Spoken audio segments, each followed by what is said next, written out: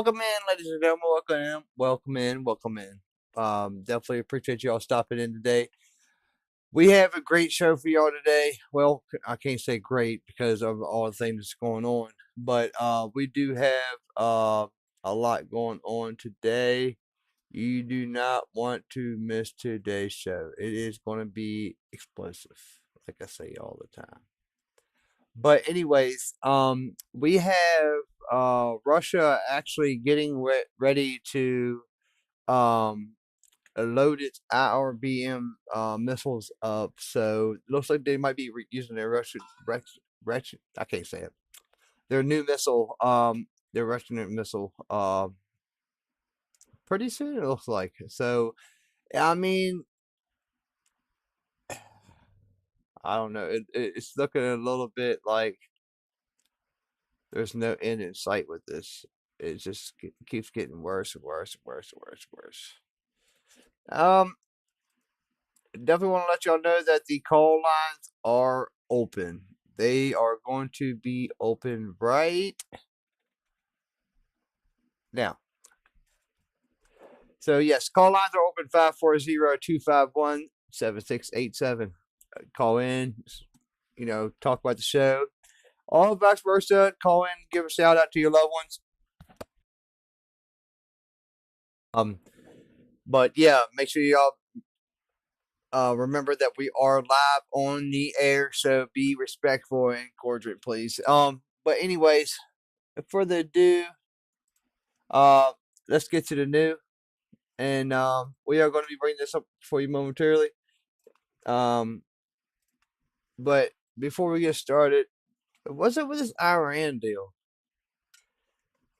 I mean, we have a deal, we don't have a deal, we got a deal, we don't have a deal, we got a deal, we don't have a deal. I mean, we got a deal, then we don't have a deal. I don't understand it. Like, dude, the only thing they're doing is stalling for more time to get more missiles out. Excuse me. The way they're handling this is nonsense. Nonsense. Get rid of them. They're radical. The regime. I'm talking about the regime, not the Iranian people. I am talking about the Islamic regime that they call, their regime, the Iranian regime. I mean, we need to get rid of them. We don't have a cordial or a peaceful solution to their regime. There's not going to be a peaceful solution. This little solution, or I don't even know. I call it a PowerPoint, but anyway, the way it looks. I mean, it's just crazy the way it looks. It's just nonsense. Like, I don't understand, why are we sitting here and wasting our time, millions and millions of dollars, just to get a peace deal? It don't make no sense to me. But let's get on with the show. Of Ukraine and a little bit out of the Middle East. But right now we're getting word that Putin is once again threatening to launch an IRBM at a major Ukrainian city this time, and it looks like they might carry it out yet again. We're also seeing that Crimea is under a massive Ukrainian drone assault this evening, and also the Kerch Bridge was apparently under an alert earlier today, and also Iran's attacked several ships near Hormuz right as the peace deal is right around the corner yet again. So it's good to see you all once again. And of course, we've been covering the past 24 hours of the news from around the world, as we have been able to hear of significant developments from inside of Ukraine, throughout the entirety of Eastern Russia, and, actually Western Russia, to correct myself there, and also throughout the entirety of the Middle East over the course of the day, although the Middle East has largely just been business as usual. Over the course of the past 24 hours, we have heard that the Ukrainian armed forces and the Ukrainian intelligence is starting to get credible information that the Russian Federation is preparing for a strike of an Oreshnik IRBM against Ukrainian state territory at some point here within the imminent future, most likely within the next 18 hours at this point. We are believing that this missile will most likely be fired from the Kapustin Yar testing range just outside of the city of Adabinsk within the Astrakhan Oblast, and that apparently Ukrainian forces and Ukrainian agents on the ground must be seeing indications of preparations to fire an Oreshnik at Ukraine at this very moment in time right now.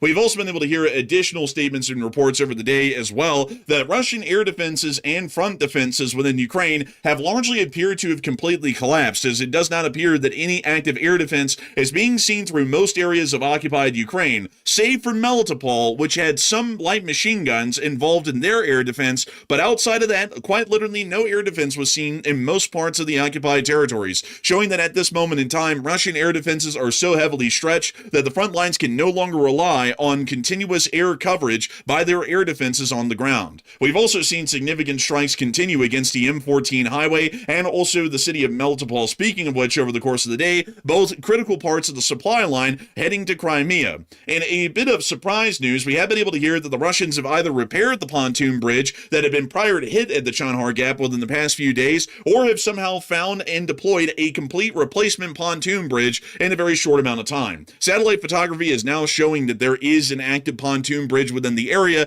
and we are seeing that while supplies are able to cross the gap, it is at an extremely slow pace, with only one vehicle allowed on the bridge at one time in either direction, meaning that supplies are generally once again crawling to a near stop within this area, and we've also seen almost no trade or transport activity within the area of Armyansk in the Armyansk bridges. Sevastopol also came under significant attack over the course of this day, with air defense fire being seen near Cape Foylan, just to the south of the city, and we've also been able to confirm some significant damage on a Russian vessel within the port of Sevastopol that is a part of the Russian Navy. We've also been able to see some further updates as well out of the Krasnodar area, that drones did pass by the Kerch Bridge today on their way to attack targets within the Krasnodar Oblast, and additionally, the Ukrainian armed forces have been inflicting significant losses against the Russian Federation's armed forces across the entirety of the front over the course of the whole day. We've also seen the Russian Federation is now threatening even further critical infrastructure strikes against Ukraine, while we are also seeing that even further air defenses are being relocated into the Moscow city area even as we speak.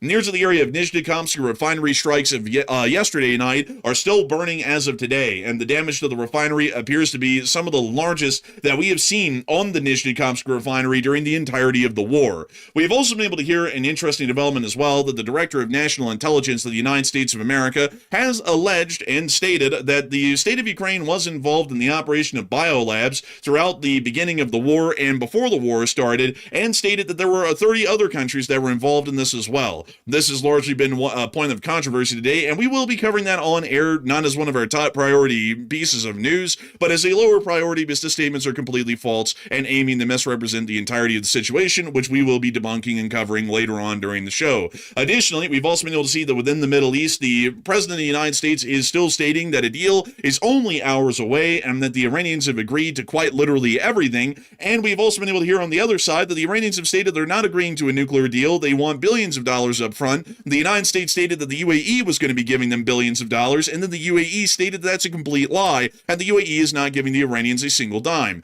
We've also been able to see that the Iranians have fired at civilian vessels near to the Strait of Hormuz today, and have also fired attack drones apparently at U.S. forces, which were also shot down as well within the Strait of Hormuz, according to a CENTCOM report. We've also seen some intermittent Hezbollah attacks against northern Israel, and we've also seen that the Iranian negotiating position appears to be completely unchanged, even as of the moment right now. But with all of that in mind, we are going to be getting through all of this news.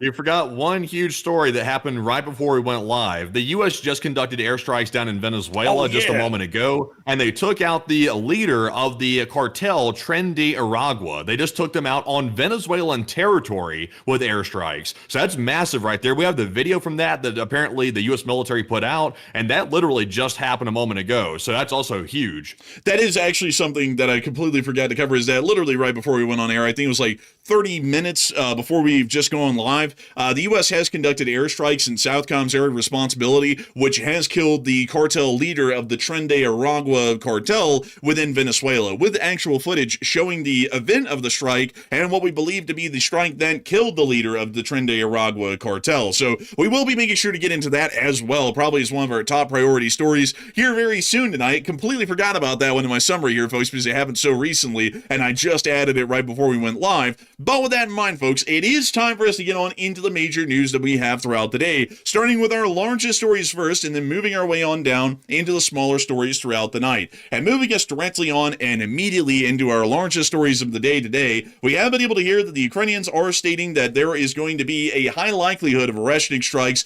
being conducted within the next 24 hours. According to a statement that was issued today by the Air Force of the Armed Forces of Ukraine, during the day there's a high probability that the enemy will use a medium-range ballistic missile from the Kapustin Yar test site. Do not ignore air traffic control signals. We also were able to see the original post here in Ukrainian.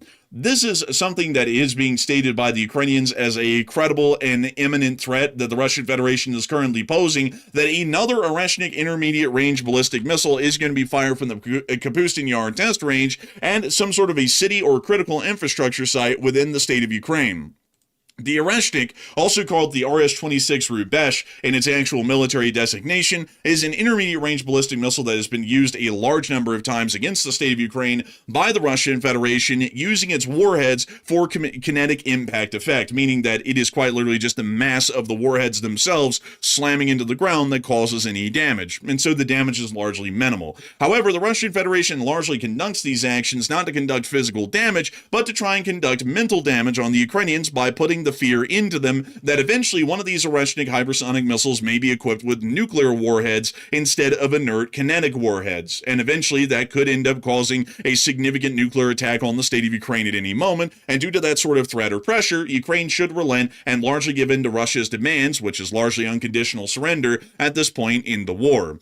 We did see that during the last Oreshnik strikes that were conducted only a couple of weeks ago, that out of the 2 Oreshniks that were fired, one of them appeared to have failed and had landed inside of the occupied areas of the Donetsk Oblast just north of Donetsk city. That is actually the first time that we've seen a legitimate in-flight failure of an Oreshnik IRBM at any point in the war so far. The other 3 Oreshniks that have been fired at Ukraine did actually impact near to their targets or within the broader area, but we've also been able to hear additional reports that there has been at least 2 other separate incidents where Oreshniks were attempted to be fired, and they apparently had critical failures on the launch pad itself, meaning that the Oreshniks were just rolled off of the pad at Kapustin Yar, inspected, checked, and then possibly attempted to be fired again in the next coming strikes, or put into, I guess you could say, the storage rack for use at a later date if they're ever usable at all. Still, this is a very significant threat that we're currently hearing, that the Ukrainian Air Force has credible information to work off of to say that there's a high likelihood that this is going to be happening. And we already know from prior times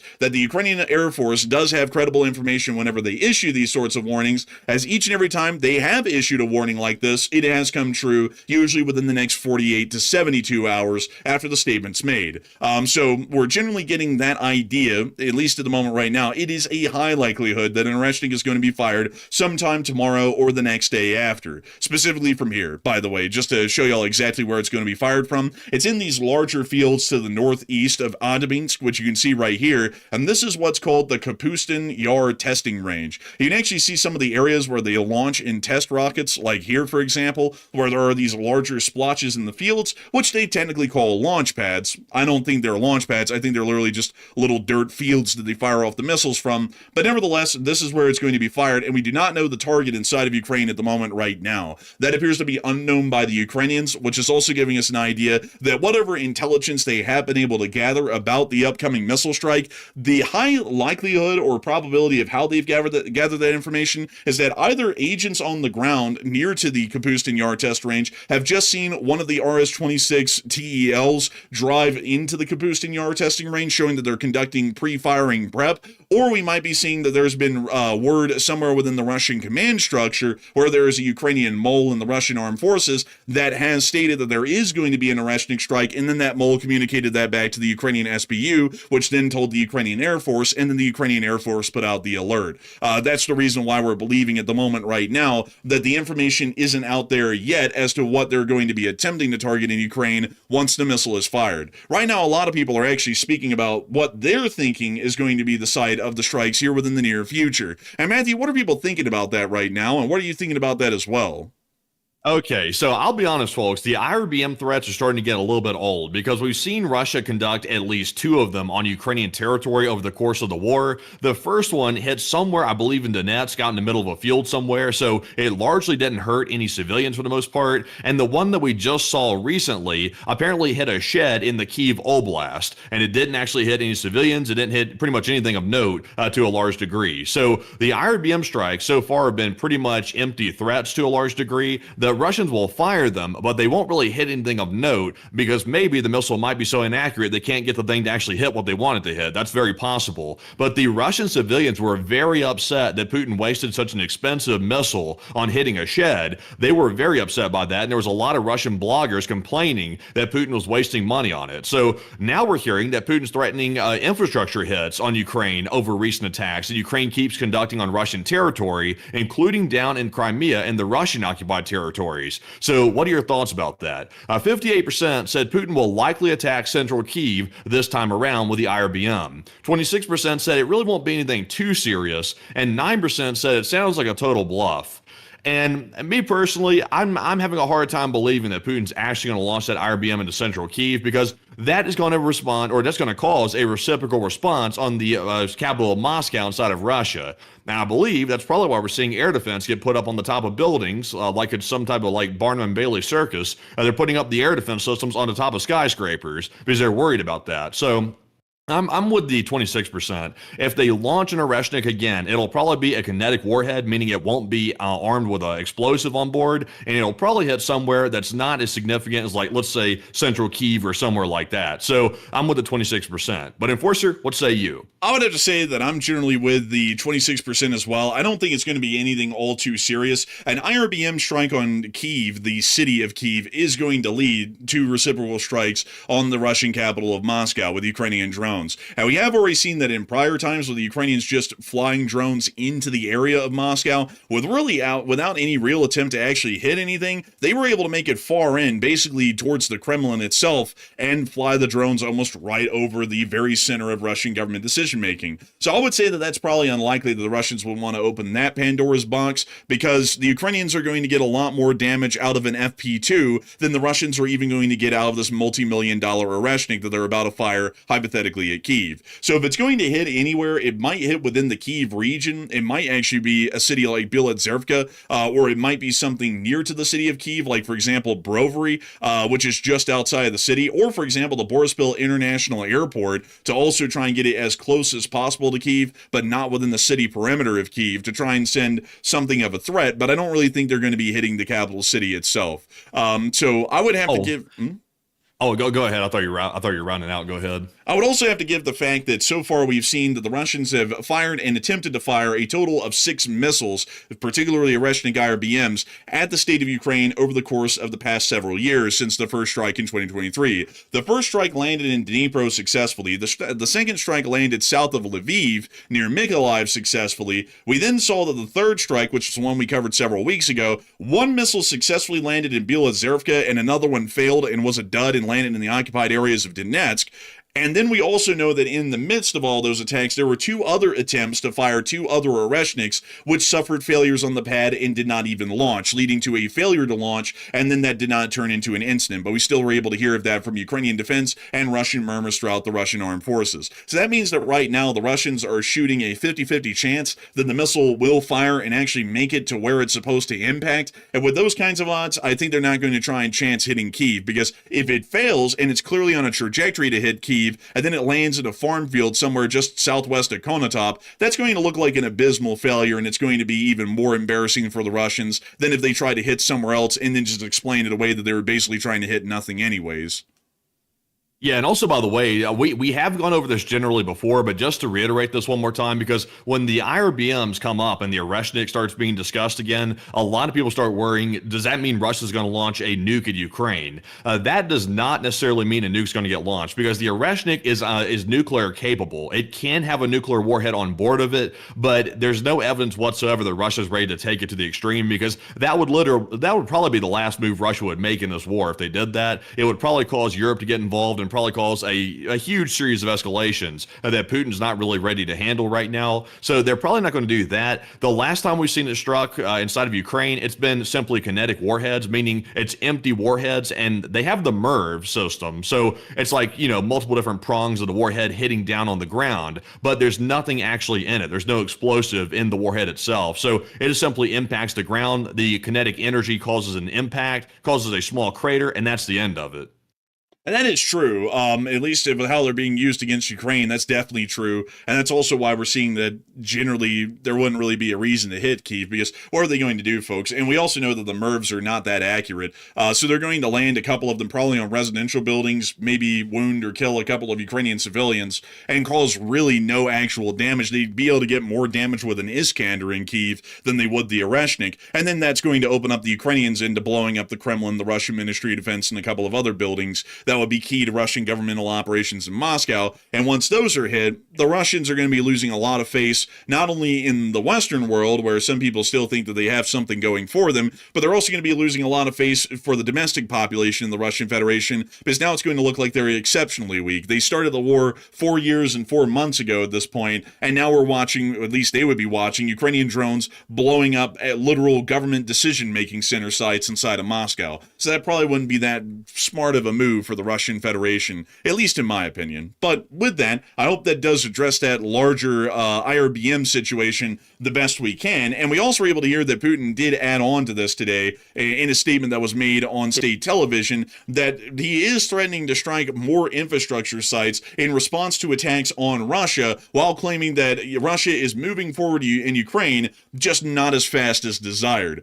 He says that NATO countries joined after 2022 to get a piece of the pie if Russia loses, and claims that 700,000 troops are currently participating in the ongoing conflict. I gotta find it interesting, though, folks, that nowadays Putin is finding it completely impossible to even just flat out deny that the Russians are doing poorly. He had to admit that the Russian economy is shrinking and it's basically in a depression, but he said that that was a designed thing and an intended thing and it's actually good for Russia. And now he's saying that, we're advancing, it's just that we're nowhere close to what we actually want, basically. So everything's being described as a failure these days. It's just being softened up in the wordage a little bit. Yeah, Russia's advancing into the landfill. They're going down. It's what you call they're getting a bull crush inside the Russian economy right now. But that's a good thing, of course, because the grandmaster chess master Vladimir Putin, he designed it that way, folks. He designed it so that way the Russian economy would go into the toilet instead of to the moon, because that's the way you want it in a good economy. That's always how it works. In a successful economy, as we all know, folks, the stock market doesn't go up and people's quality of life goes up. Everything goes downwards, because that clearly is success, as we all know. Or at least what a lot of people are describing as success these days around most of the world. Moving us on out of that news in Moscow, however, we did get to see that in the meantime, while Putin is saying that they're absolutely winning the war on all fronts, they still don't appear to trust the Moscow air defenses enough. Mind you, there's hundreds of air defense systems around Moscow, and they're still flying more in as we speak. We can see another mobile Pantsir system being brought in by an Mi-26 and most likely dropped off on the roof of a skyscraper somewhere in the Moscow city area. That's just so absurd, by the way. Also, did you say what system that was right there? These are little Pantsir turrets that are put on like a steel girder stand. It's basically like the Pantsir S1 truck, just without the truck. It's only the turret. So have they dismantled the normal truck-based version of that? Have they dismantled it to get this on this chassis right here? Because how are they getting that? I think it's actually like an independently made system. I need to find a picture of this thing. Like the one that's on the box. Here we go. It's called the Pantsir SMDE. This is actually what I was trying to find right here. And it's quite literally just the turret you would put on the truck, but instead of putting it on the truck, they put it on this little girder system below it, and you can set this up as like a permanent point defense system. This is kind of Russia's attempt, in a way, of creating something similar to like a CRAM or something like a NASAMS, but portable, basically. Interesting. Yeah, honestly, it seems like they're putting all the air defense around Moscow still, because we'll get to the footage here soon, but the occupied Ukrainian territories that Russia is currently occupying, it pretty much has no air defense there. We'll get to that in a minute, in Melitopol and places like that. There's largely no missile-based air defenses in those areas for the most part. It's just a whole bunch of Russians with machine guns firing, wildly at the sky, which doesn't work that well. Just a little spoiler alert. It doesn't work well at all, actually, and it doesn't really seem like these sorts of deployable turrets are really doing that well within Moscow either, at least in prior attacks where we saw them being used. Didn't really seem like they were that effective. In the midst of this all, the Ukrainians have conducted a new drone strike campaign against the Russian Federation, and while we have seen that there are drone swarms flying deep into Russia at this moment right now, the more important strikes to talk about today are the ones that happen in the occupied territories throughout the entirety of the southern front. And this is where things have gotten particularly interesting over the day. As a lot of y'all will know, we've been talking about the frontline situation supply-wise for a couple of weeks here on the channel because it's been getting into absolute states of despotism, if we could describe it that way, where there's basically nothing left for any of the Russian armed forces to be able to work off of. We also know that air defenses are becoming incredibly sparse as well, because most of the air defenses in the country have been put in Moscow, or they're being destroyed on the front in such a fast rate, they're largely disappearing and becoming extinct as usable frontline systems. And that has been proven true today in most every area of the front, especially in the Donbass, to show y'all here really quickly. Moving us on into Luhansk area, we did get to see footage that came out today of nighttime attacks that were conducted against the city of Luhansk, and from what we can tell, there is absolutely no air defenses, at least legitimate air defenses to speak of, rather than maybe some small arms and some light machine guns. But throughout the entirety of the occupied territories tonight, in all the footage that we have, the strongest air defenses that we could see were just light machine guns, and the most of them were around Melitopol. Elsewhere, there was basically none. So here's our clips that came out of Luhansk over the night. We see the strike in the distance. And at this point, there had been absolutely no air defense fire to speak of, not even an AK. It's just rumblings of trouble in the distance. We hear another drone coming in.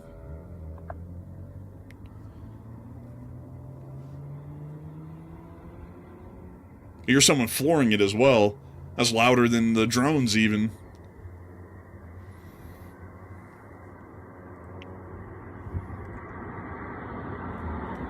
We see another car driving by below as we quietly, faintly hear the drone in the distance. We hear the drone continuing to rev up and down on its way to its target. It really does sound like a leaf blower revving up and down. It really does, honestly. Oh, we finally see something in the sky up there. Oh, it's machine gun fire, actually, in a star shell. So we finally see a little bit of air defense fire. It looks like one machine gun and one star shell that immediately extinguished, quite literally in seconds, so that star shell failed. And now we can see another detonation. This clip, by the way, is unbelievably quiet. As far as strike, there's another strike right there, a third one. The clip is unbelievably quiet, but that's actually the most interesting part of this, is that outside the drones blowing up on their targets in Luhansk, there's nothing going on. And that's showing us something very important. The whole city of Luhansk, which is a supply hub for the northern front of the Russian armed forces in the Donbass, doesn't have any air defense to speak of. There's one guy with a machine gun, it seemed, in the whole city. And outside of that, there's no air defenses left. Not even anything, for example, like mobile firing groups with tentacles. There's none of that even. All of those air defenses seem to have disappeared. We also got another clip here, kind of showing the same thing, the strike from another angle, close nearby. And once again, no air defenses to speak of for the larger part. We also got this clip as well, showing that little star shell in the distance and also the sound of the strike. And the fourth clip here also shows us the strike from the same angle, largely a duplicate clip. Moving us on out of Luhansk, we also saw in the Olchevsk area that there were some strikes here as well, but largely these appeared to either be duplicates or the locations were getting mixed up, as we did confirm that there were strikes on Olchevsk and Luhansk overnight, but it looks like some of the clips in our first iteration might have gotten mixed up a little bit, and they're from both cities, but they were just amalgamated as the Luhansk region. Moving us on out of that and down towards Donetsk, we've also been able to see the Ukrainian FPV drones and long-distance strike drones, while that music be hitting that beat on God, are continuing to strike Russian logistics around the highways near to Donetsk, which is also showing us, once again, that there is actively no air defenses in the entirety of the Donbass right now. Ukrainian drones are able to operate freely without any concern of being stricken or destroyed by any Russian air defenses, even including the smallest air defense element, the mobile fire group, throughout the whole of the Donbass. We can see this clip here once again showing Ukrainian FPV drones targeting and striking Russian supply trucks around the highways surrounding the city of Donetsk, with absolutely no air defenses nearby to speak of. Also, do you notice that, by the way, that right before the drones are going in, like on some of these clips right here, you'll see there's like a little box around it. It'll say manual, like right there. Do you notice that? Yeah, I think that's because it's handing it over to the operator at that point. Yep, that's what it is. That's the AI assisted targeting in action right there that we're seeing in this clip right there. The AI takes it close to the target, and then once it gets nearby, the Ukrainians can flip it into manual, which they appear to be doing right here, and then they guide it for the final leg of the target strike, like right at the very end, and then they hit it. Really, it's honestly pretty impressive. Some of these are actually being guided all the way in by the AI, if you notice, because the box never goes to manual, it stays green. Like this one. I'm still highly impressed with the system they're using with that. I'm not sure which company they're partnering with to like come up with that system. I think it might be a US based company, but I don't want to say the name of it because I don't know that for certain yet. But they have a master system that tracks every single drone that goes into the Russian occupied territories, and it's literally just one system that tracks them all at once. So it's basically like one big control panel that they can look at in a command center, and it shows where they are on the map at any given point in time before they hit the target. It also lets them jump to the camera of any of those drones at any given time. It's really remarkable, like how well put together and cohesive it all is compared to the way it was just a year ago. It was very disjointed just a year ago. Now it's all centralized. It really is something, honestly, a very impressive sort of an evolution in how their drone capabilities have evolved. The tactics and also the technology as well has been something of what we can describe almost as a monumental leap from what the drones even looked like way early on in the war, when they were literally just DJI Mavics equipped with RPG warheads underneath. It's come a long way since then, and most of them are now built entirely inside of Ukraine, or built somewhere else and then shipped into Ukraine, in the Western world at least. But moving us on out of the Donetsk area and down to Melitopol, we also saw that within Melitopol, this is the only area that we saw air defenses of any note to speak of today in the occupied territories. Here's the clip showing the air defenses in Melitopol and also the Ukrainian strike that was conducted as well. And this was the largest air defense we saw in the city today, which was just machine guns. We see the impact there as well. Non-stop tracer fire, and also they didn't even get it again. Honestly, it seems like every time you see pure chaos with the Russians firing stuff everywhere, they almost never hit their target. Like, it seems like the less the fire there is, the more higher chance they have of actually hitting something. Really, honestly, it does, you know? Like, it really does seem like that's the case. But it is showing us still that Melitopol is the only city we've seen so far, folks, with any air defenses, actual air defenses to speak of. And even here, it just looked to be a couple of light machine guns, and that was it. So it looks like the air defenses across the board have completely collapsed in the entirety of the occupied areas. We are not seeing a single larger air defense gun in Luhansk, Donetsk, Melitopol, and the only place we've seen an air defense missile today was near Sevastopol, which is still largely expected, at least for now. But throughout most of the occupied territories near to the front, it appears there's been a complete air defense collapse. There is nothing left to be able to defend the skies around these areas, and Ukrainian drones are able to target, strike, and fly wherever they wish, meaning that the Ukrainians are largely about to achieve, or have achieved at this point, air superiority against the Russian Federation, with drone forces being the changing factor in that airspace. Not aircraft, not helicopters, drones.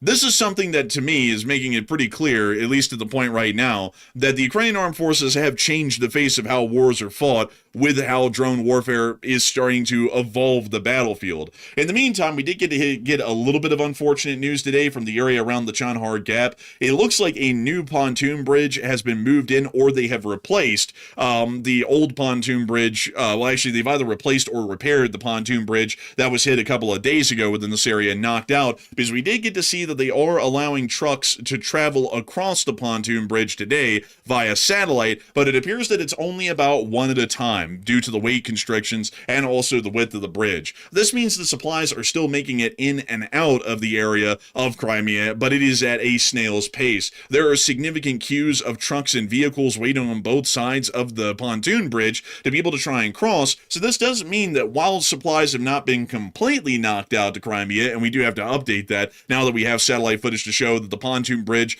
is still operational and has apparently been repaired or replaced, while it is still operational, it's not going to be at the level that it was before, and this is going to be creating a supply bottleneck until the pontoon bridge is most likely hit and destroyed again, where the Russians will be seeing that there is a far decrease in the supplies and tonnage that can cross through the Chandhar Gap because of that pontoon bridge that has been set up. We also were able to see...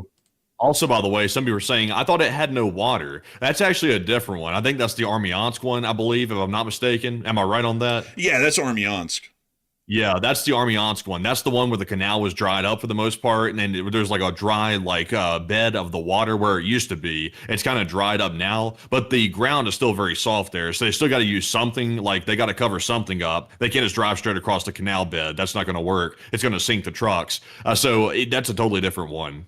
So the difference between them, and these are the two crossing areas, Armyansk's bridge, if I can say that right, and that's very hard to say, it crosses over a canal. This canal was originally fed by the Novokakhovka Reservoir here to the north. Since the Novokakhovka Dam was blown up in 2023 and the reservoir has been depleted, there is no water to pass over the locks entering this canal to send it down to Crimea, meaning that this canal is completely dry and the bridge is crossing over a dry canal. This is actually kind of what it looks like in the present day. It's just that the satellite photography has not been updated here since 2023. Over here at the Chandhar Gap, this is a natural waterway and a natural gap that exists here on the eastern side of the Crimean Peninsula. And this one will always be filled with water, because for this one to not be filled with water, the world's oceans are going to have to shrink in size drastically. So this one's always going to be filled with water, and that's the difference between the two, is that one of them is trying to cross an artificial canal, the other one's crossing a naturally occurring strait, or actually a strait, even though it's a very small one. I was about to call it something else. It is a strait. This one's crossing a naturally made strait within the area that they really can't close up, and that's why they have bridges over it. There is another location, however, and I was actually going to bring this up here, the Henichsk Arabat spit bridges, but the thing about this, though, is that these bridges are not that usable. The reason being is that the detour here would be so large that a truck would run out of fuel before it ever even made it into Crimea. This bridge crosses onto the Henichsk Spit, which is this long little island right here on the edge of Crimea.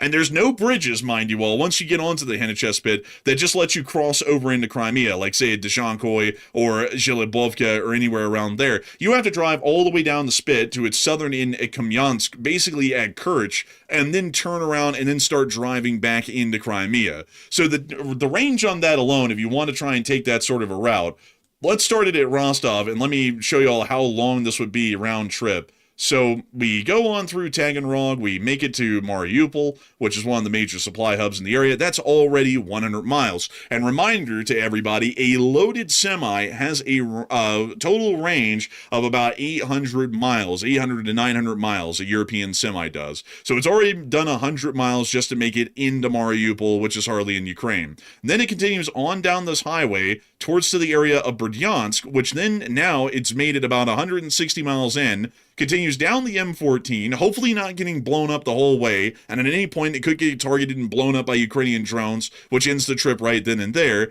but then it finally makes it to Melitopol.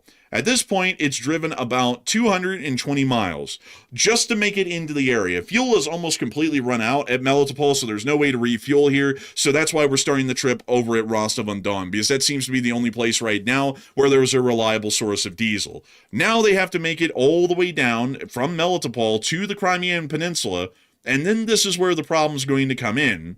If you normally, when they make it down here, they just continue on to the Chandhar Bridge and then they cross and go right in. And that makes the total trip one way about 400 miles, meaning that they're running out of fuel by the time they make it back to Rostov-on-Don if everything's gone well and they haven't run out of fuel in the meantime. However, with the Chandhar Bridge being out and the capacity limited, for crossings, some of these trucks, well, the trucks are either going to have to sit there, and if the pontoon bridge is destroyed, considering that there's no way to make it over the Armiance bridge at this point either, they would then have to take the Henichesk Spit bridge and drive all the way down the Henichesk Spit. That means they'd have to take a left here into Henichesk, and then drive onto the Spit, and then drive all the way down it. And let me measure that out for y'all, because y'all are going to see the range is unbelievable to make it just a Simferopol at this point. So they have to drive all the way down here, all the way down to the south on the Spit to Kamyanske. Then they take this road here, drive south, drive this way. And we want to make sure to get this one correct, because this one's actually a pretty important one to get right here, and particularly precise. So now they've made it 370 miles. If they turned around right there, they're probably going to be out of fuel by Rostov. So then they have to drive all the way down the highway, mind you, to Simferopol. And if they need to make it to Sevastopol, the journey is going to be a good bit farther than Simferopol. But we're just going to do Simferopol just to make sure that we have a running statistics of what it would look like for them to go down the Henichesk area. 440 miles. They're out of fuel, and there's no way for them to make it back. They can drive all the way maybe to Mariupol, and then they would run out of fuel there. But if they try and go down the Henichesk Spit, it's just not a viable sort of a supply route. There's no way to pick up diesel right now in Crimea, and that means the truck is now stranded in Crimea, or it's stranded in the occupied territories to get blown up. Therein lies the problem. If the Chonhar Bridge and the Armiance Bridge are knocked out, the Ukrainians don't even have to knock out the Henichesk Bridge, because there's just literally no physical way for them to make the trip via the Henichesk Bridge into Crimea and out, because they'd be out of fuel before they ever return back to Rostov-on-Don. So so really, honestly, while it's been pointed out by some, well, there is the Henichesk bridges, the Henichesk bridges just don't really count. It's a logistically unviable sort of a route to use, and on top of that, the road in this area is also pretty crude as well. I mean, it's literally a dirt road in most places that looks to be one lane, and really a semi-truck isn't going to be driving what's basically a marsh on a one-lane dirt road to be able to make it in and out of Crimea and make that a viable supply route. It's just logistically unfeasible. But moving us on out of that bit of news and that little update of information here to the Chonhar area, we also saw that Sevastopol did come under attack last night, and there was some air defense fire being launched from Camp Foylan on the southern end of the Sevastopol Peninsula. And here's that clip right here. And we see the launch of the missile right there, going on up into the sky, and on its way to try and hit its target. This is the only missile-based air defense we've seen in the whole of occupied Ukraine, and it's only left around Sevastopol and Simferopol at this point. We also saw a bit of video today that showed us some damage that was caused to a Russian warship, the Russian reconnaissance ship, the Ivan Kurs. Let's take a look at it.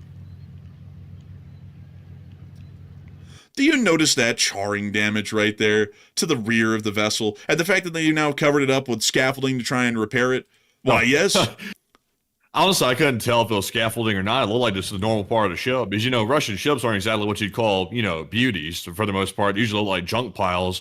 So I thought it was just a normal thing. You thought it was an old garbage scow. And honestly, I wouldn't mistake you for that. It kind of does look like one. But that's scaffolding. That's not a part of its main mast or sail. That's what its main mast looks like normally on the Ivan Kurs. That's what it looks like now covered with scaffolding. They've also covered the rest of the superstructure with some sort of a brown-looking tarp like deal, like maybe canvas or something along those lines, because they're trying to hide the damage. So it looks like the Ukrainian strike that hit around the area of the bay that we covered the other day, and we said we don't really know what it hit. It looks to have hit the Ivan Kurs and caused damage to the vessel. But you also see in this clip here that it appears that there is some sort of black burn damage near to the rear of the superstructure, showing that the vessel has actually been hit and damaged a pretty good bit for them to build scaffold near to the mast and cover the entirety of the superstructure with tarp. So we don't know how bad the damage is at this point, because they completely covered everything up after the attack happened, but it does show us that one Russian reconnaissance ship has been knocked out. Funnily enough, folks, the Ivan Kurs was actually close to the British coast a little while ago. I think it was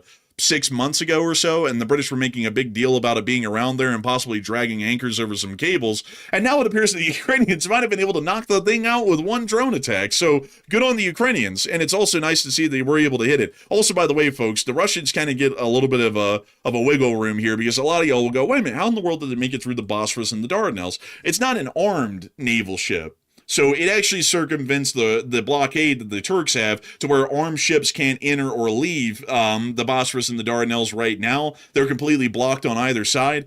So this one, because it's not armed and it's technically, I think they call it an oceanographic survey ship or something like that for the Russian Navy, it actually gets through the loophole and it's able to go through the Bosphorus and the Dardanelles into Sevastopol and out. One of the few ships that actually can. But outside of that, it does appear that a load of people right now are also talking about another interesting event that happened over the course of the day as well, near to the area of the Krasnodar Oblast. There was an alarm that came out today that there was a red level of drone threat near to the area of the Kerch Strait towards Krasnodar, and these drones did come incredibly close to the area of the Kerch Bridge, which has led a lot of people to wonder, is the Kerch Bridge going to be targeted next? Is this some sort of a attempt by the Ukrainians to give a little bit of a warning, in a sense, that the Kerch Bridge is coming and put a great amount of fear and anticipation in the Russian command that the bridge, which is the only supply link left, might be knocked out here soon? Or is it just that it was an attack on Krasnodar and they just happened to pass by the Kerch kind of as usual? And Matthew, what are people thinking about that? And what are you thinking about that as well? All right, so that's the question. Do you think the notorious Kerch Bridge will be struck yet again? Because it's been a very long time since we've seen the Ukrainians actually strike the Kerch Bridge. How long ago was it, by the way? Can you remember when the last strike was? Was it like a year and a half ago or 2 years ago or something? I think it was like a year and a half ago or 2 years or so. I think it was somewhere in between the two of those. Yeah, it was a long time ago. It's been a very long time since the Ukrainians actually tried to target the Kerch Bridge, but that is the main artery right there. Now, granted, there is a weight restriction on the bridge, but some smaller logistics trucks can still use the bridge, but they can't put large fuel haulers on the bridge because it violates the weight restrictions because the Kerch Bridge is still damaged from the last strikes a year and a half ago. So will Ukraine strike it again very soon? Because we did see today, like the enforcer just mentioned, drones were flying literally right past the area of the bridge, and they were apparently going for spots in mainland Russia near Krasnodar, and they flew near the bridge. And generally, I didn't hear of anything happening for the most part. So maybe that was a test, but do you think Ukraine's going to hit it? 69% said yes, Ukraine will hit it very soon, while 19% said no, Ukraine will skip out on the Kerch Bridge, and 3% said it's really not possible to strike it. And I personally think that Ukraine wants to hit it, but the problem we've been seeing over the past year and a half since the last strikes is Putin has moved as much air defense around the Kerch Bridge as he has around his mansions, his several mansions around Moscow. So it's very hard to get anything through because the Russians have so much air defense around there, and they're obviously on high alert. They're doing security checks for trucks crossing the bridge as well. The Russians know that Ukraine wants to hit the bridge, and they're going to try to prevent that at all costs. So Ukraine could try to lob a flamingo at it. That's possible as well, but it's very possible the Russians could shoot it down. As we saw in the video the other day, the flamingo is a rather slow-moving cruise missile. It does not move very fast, and Russia might have a chance to shoot it down. So I think Ukraine might attempt to do it, but I'm kind of on the fence. I'm actually with the 9%. But Enforcer, what say you? I would say that I'm with the 69%. I have a feeling that they're probably going to be trying to hit it here in the near future. And I see some people saying in the chat, well, they're leaving it as a path for the civilians to leave. How are the civilians supposed to leave, though, if they don't have any gas to put in their cars to go drive across the bridge? So at that point, the civilians are kind of stuck where they're at as well, and whatever happens, happens, at least as far as I believe the Ukrainians would be concerned, because there's really no point in leaving a bridge open for someone to drive across if you don't have a car or the fuel necessary to drive back across the bridge. So I don't really think that'd be in the strategic concerns. And also on top of that, the Russians really can't fight tooth and nail if they end up getting trapped or surrounded in Sevastopol, and there's really no way for them to escape. They just run out of supplies, and then they have to surrender. That's usually how it works in most common wars. So I would say that the Ukrainians are probably going to try and strike it at some point here in the future. Probably, I would say, in the next couple of months, probably the next 4 months, because the Russians are going to try and use it to some element as a supply corridor into Crimea.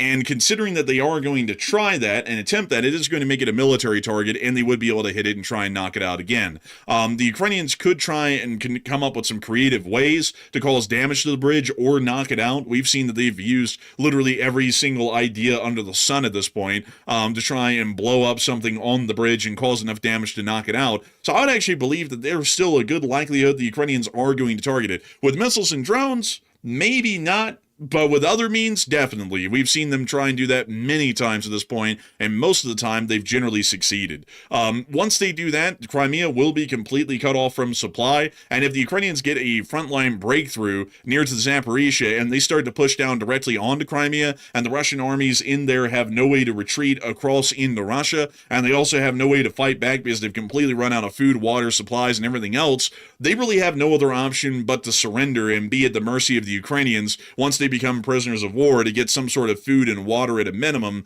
to survive. There isn't really such a thing, especially in the modern day, of an army being completely cut off from supplies like ammunition and food and fighting to the death. That's something you would see in a heavily indoctrinated force like the Imperial Japanese Army during World War II, but you really don't see that in the modern Russian army. The Russian army nowadays actually has a pretty decent tendency of surrendering whenever it appears that their position is completely untenable and supplies have run out in prior instances that we've seen, and I would believe that the situation would repeat inside of Crimea, meaning that the Ukrainians might not have to fire a single shot in the Crimean Peninsula to take it. The Russian forces there might just surrender to the Ukrainians and then basically hand over Crimea due to a complete lack of supplies or equipment. So with that, I hope that does address that well, at least the best I can in my opinion. And with that, we've also been able to hear of something else quite interesting today, and I want to make sure, folks, to get into this one, because I know Matthew made a special request to get into this one before the beginning of the show. I said I generally didn't find it worthwhile to cover, but now thinking about it, it is kind of worthwhile to cover to a degree. And we're going to get into this one because I know that this one is the heat. It's the juice, and a lot of people have been talking about this stuff today, and it's been a point of great controversy because it came out from the Director of National Intelligence. So Matthew, get that poll running and get it nice and warm. Get that thing cooked up and delicious, because we're going to be getting into this one right now. Because before we get into everything else that's happening, either in the Middle East or Ukraine, we do have to cover something that came out quite interestingly enough today in the Americas. And we're also going to be talking about the strike on the Tren de Aragua cartel leader as well, kind of in the same fell swoop, considering that this will be the Americas news for the day. Many of y'all will have seen that the Director of the National Intelligence put out a statement, a video statement earlier today, which looks like a literal clip right out of The Boys, like with the lighting and everything, no joke. But outside of that, the video went on to state a decent amount of claims, saying that the U.S. government had been supporting biolabs inside of Ukraine, along with 30 other countries, and a decent amount of interesting claims had been made. Matthew, do you think we ought to just play the clip for folks to hear it, or do you think we ought to try and summarize it here? I would say we could play it, but the problem is though, we could probably just summarize it better. We won't hit every single point that she made in the video because obviously I think it's like 3 minutes long or something like that. But generally speaking, I would just say summarize it.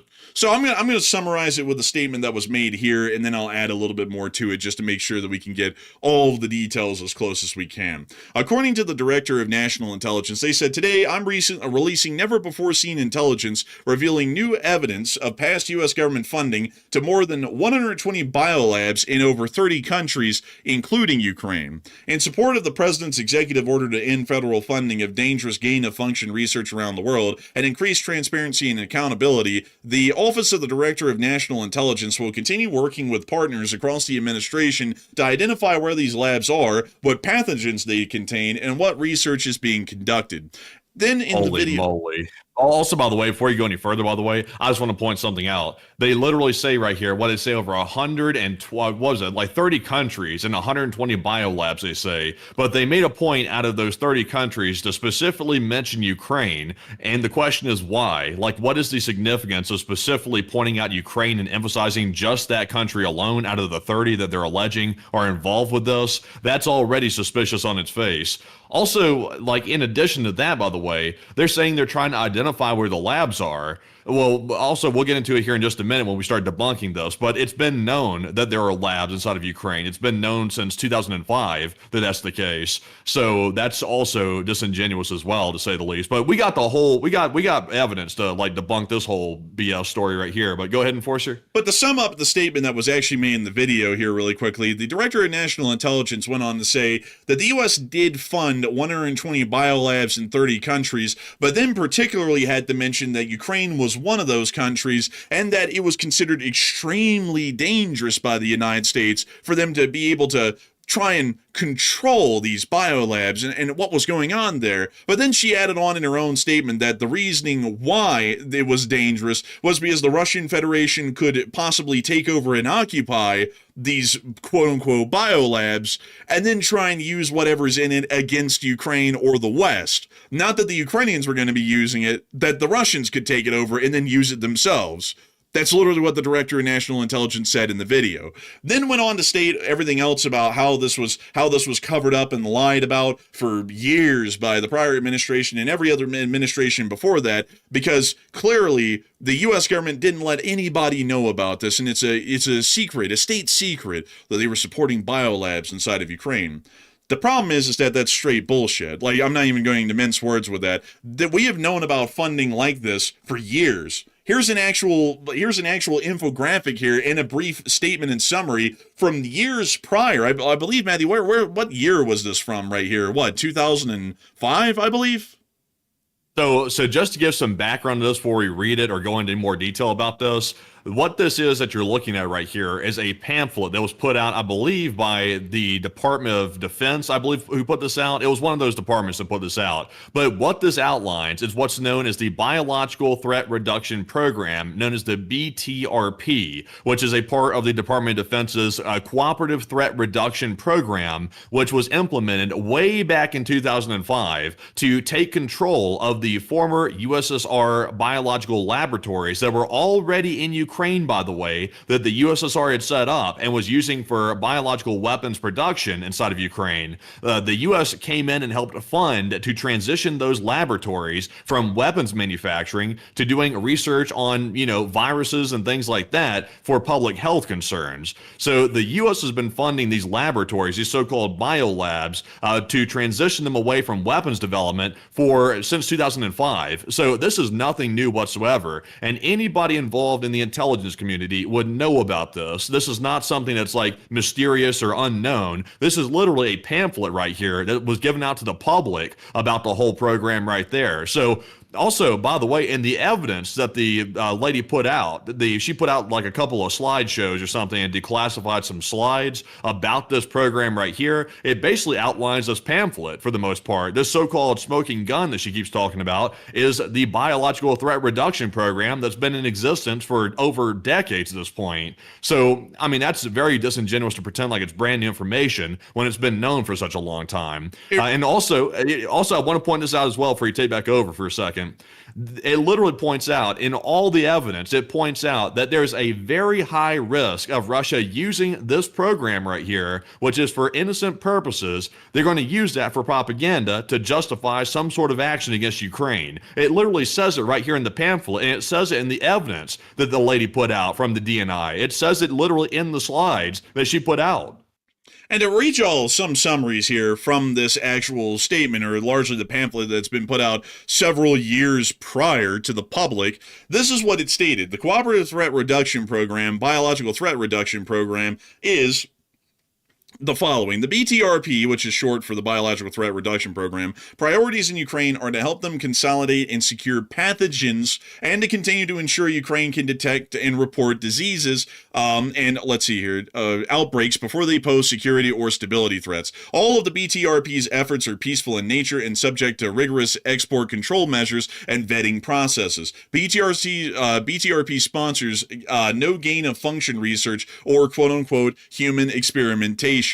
Ukraine is a state party to biological and toxin weapons conventions. In accordance with an August 2005 CTR agreement, the DoD has been funding security upgrades at Ukrainian biological laboratories where collections of pathogens are kept. The BTRP has supported 46 laboratories, facilities, and diagnostic sites for the Ministry of Health and Ministry of Agriculture. BTRP also provided the Ministry of Defense with 3 mobile diagnostic laboratories with the goal of enhancing the systems of disease surveillance and emergency preparedness in the armed forces of Ukraine. All of this assistance improved Ukraine's COVID-19 response. All of these Ukrainian facilities owned and operated by the government of Ukraine, which aim to improve human and animal health capacity for the people of Ukraine. On a daily basis, Russia propagates, either directly through state-run media outlets or through the use of surrogates, disinformation, aimed at the BTRP's laboratories and capacity building efforts in the former Soviet Union countries. The Lugar Center in Georgia and the Central Reference Laboratory in Kazakhstan are the primary targets, but more recent disinformation efforts have targeted laboratories in Ukraine.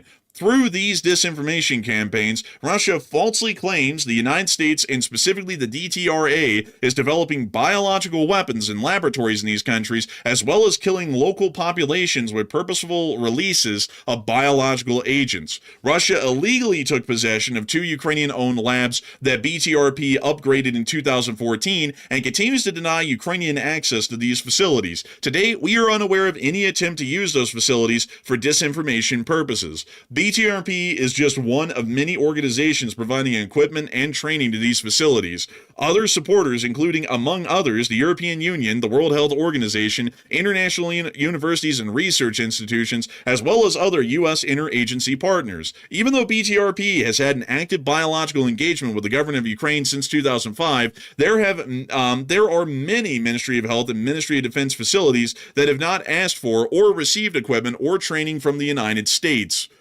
This literally, this has been going on, mind you all, since 2005. If you don't believe this, this is literally a published pamphlet by the U.S.'s Defense Threat Response Agency. There's their seal up there in the top left corner of the screen on the pamphlet. Well, you get this. Even if you don't take this pamphlet as proof of what we're saying right here, I put the link in the chat right now, Enforcer. Click the link and go to the DNI's website, literally right now, and go click on the evidence. There's like a handful of slides that they quoted as evidence. Go down and you'll see a little click here button in the middle of the article. There it is, right there. So look at the first paragraph. This is the evidence, by the way, that the DNI is currently citing that's proving that somehow there's biolabs in Ukraine. Read the very first highlighted paragraph on the left. Hold up, I gotta prep for this one, Matthew. This one's gonna bring the roof down. All right, so we're ready. The Institute of Experimental and Clinical Veterinary Medicine, the IACVM, in Kharkiv probably houses at least some dangerous pathogens and almost certainly remains vulnerable to long-standing Russian information operations, seizure, or damage. It literally says it right there in the first damn paragraph. They literally highlighted it. It says that this right here is going to be used for Russian disinformation campaigns, meaning Russian propaganda. I want to remind people, by the way, before Russia invaded Ukraine back in 2022, they were shouting from the rooftops, oh, there's biolabs developing bioweapons in Ukraine. That was hogwash. It's still hogwash, but yet they're trying to make it sound like there's active biolabs and they're insinuating they're doing bad things. They didn't say that directly, but they're insinuating it. So, I mean, that's literally insane right here. It's very disingenuous to come out with this evidence right here and try to make it sound like Ukraine's up to something or somehow the U.S. is implicated in, doing something against Russia. That is unbelievable. When I saw that earlier today, I was fuming how disingenuous this is. This is atrocious. Oh, by the way, let's get into why this facility's dangerous. That's just the next sentence right after this one. Let's get into why it's dangerous, by the way. Because maybe, folks, it's dangerous because the Ukrainians have created biological weapons of mass destruction to kill all of the Russians. So let's read what it's actually dangerous for. The Institute, which was founded in the 1920s and may have had Soviet biological warfare ties, specializes in veterinary medicine, virology, and toxicology. And apparently, the whole reason why they're saying that this facility is dangerous is that it houses Soviet-era bioweapons that the Soviet Union was making inside of Ukraine, and they might still be in the facility. And that's why it's dangerous. Not that Ukraine's making anything new, it's that they're having to keep hold of all of this dangerous Soviet black magic shit that was made in the 1970s and the 80s, and the U.S. is trying to make sure that the Russians don't blow up the facility so they release it into the open air in the city of Kharkiv. So in no way, shape, or form does this thing pose a threat to the Russian Federation at all. If anything, it poses a threat to the Ukrainian population in the city of Kharkiv because the Russians might blow the thing up. Yeah, it's absurd, really, man. Also, by the way, she's on the way out, by the way. She's currently leaving the job. I'm not sure when her last day is in that position, but she's currently on the way out. But before she had to leave that position, she had to do this little scummy move right here. This is well, there's no other way to say it. This is a very scummy move right here to do this type of stuff, and make it seem like it's something that's not. So just and somebody explained to me how the hell this was in American interest to release this data right here and start saying stuff like that and declassify this stuff. How was that in American interest? It was not at all. And it's like, not only that, but the program to fund these biolabs to keep these deadly pathogens under wraps has been in existence since 2005. So it's absurd. It literally gave Vladimir Putin the exact justification to start justifying his propaganda to the Russian people. This is going to let Putin further justify and rally his people against Ukraine. That's what that's going to do, because he's going to go out, and I'm already seeing it today. The Russian propagandists are all over the place talking about, look, the U.S. admitted to having biolabs in Ukraine, and now they're using that to tell the Russians, look, it is the evil Americans coming after us. And our own intelligence service put that bullcrap out. You know, I got to say something, folks. I also just read here, what in the world is dangerous here that they have in Ukraine? It's anthrax and brucella bacteria. That's it. That's all they say that the Ukrainians have that's dangerous. Do y'all know how many countries have anthrax? Like, everybody has anthrax. Like, that's like the dumbest thing. That's like saying the sun's rising tomorrow. Literally every country on the planet, I'm pretty damn sure, has anthrax or brucella bacteria. So for them to act like, oh my God, they're creating biological weapons of mass destruction, that's pretty damn stupid, especially when they literally say right here, it's anthrax and brucella. But anyways, enough of that. Let's get to the poll on what people are talking about. But before we get to that, actually, looks like we have breaking news coming out at this moment right now. So, Matthew, what do we got on that breaking news? It sounds to me like something tragic has just happened to Crimea. Okay, so we do have some breaking news right now. So let's jump away from the poll for just a second here and the whole biolabs thing, that whole garbage story for a second. We'll return back to that in just a second. We're currently hearing that there's Neptune cruise missiles currently lurking around Sevastopol, Crimea. They're currently flying in the area, and now the Kerch Bridge is reported to be closed as of right this second. So I'm not sure if Ukraine's planning on doing something tonight to the Kerch Bridge. Like, right now they're closing it. Apparently the Russians think that there's a legitimate threat to the bridge right now, but apparently Neptunes are lurking around the area, which is obviously a larger missile. I can't remember off the top of my head how big the payload is on a Neptune Ukrainian missile, but it's a pretty decent sized cruise missile, and it's currently around that area. So, unfortunately, what can you make of that? That's very interesting here. It might be suggesting that they might be trying to conduct some form of an attack on the bridge right now. Neptune missiles are actually anti-ship missiles, but have been converted through the war to be the surface attack missiles because there's no sea targets to really try and hit or destroy. So this is showing that right now they're trying to use a converted anti-ship missile to possibly hit the bridge. And if that is successful tonight, we might see that Crimea is quite literally completely cut off. And then their only access would be the Henichesk Spit on the east side of Crimea. And if the Ukrainians blow up those bridges, then that leaves the pontoon bridge at Chonhar as the last connection to anything in Crimea. Yeah, it seems like it. We were just ran a poll on that a second ago saying are the Ukraine's going to target the Kerch Bridge, and hell, they might be doing it tonight from the looks of it. I was not expecting that, but of course, it's very early. We can't tell exactly what the target is, but the fact the Russians closed the bridge, that's a pretty interesting sign. I haven't heard any reports of air defense fire around the bridge. I haven't heard that yet, and I'm waiting to see if I get any information about that, but Neptune's being in the area of Sevastopol, that's already a pretty ugly sign for the Russians. It is a pretty bad one. We'll have to see if we get any further updates or info out on the Kerch Bridge over the course of the night, but it looks like we might be watching the very collapse of the Crimean supply lines, and it might actually look like I was right on that poll earlier about them attacking it soon. A lot sooner than I thought. I said the next 4 months. Apparently they're attacking it within the next couple of minutes. But outside of that, though, it is time for us to circle back now to this whole bioweapons story that came out today out of the director of the National Intelligence Office. And Matthew, what are people thinking about that, and what are you thinking about it as well?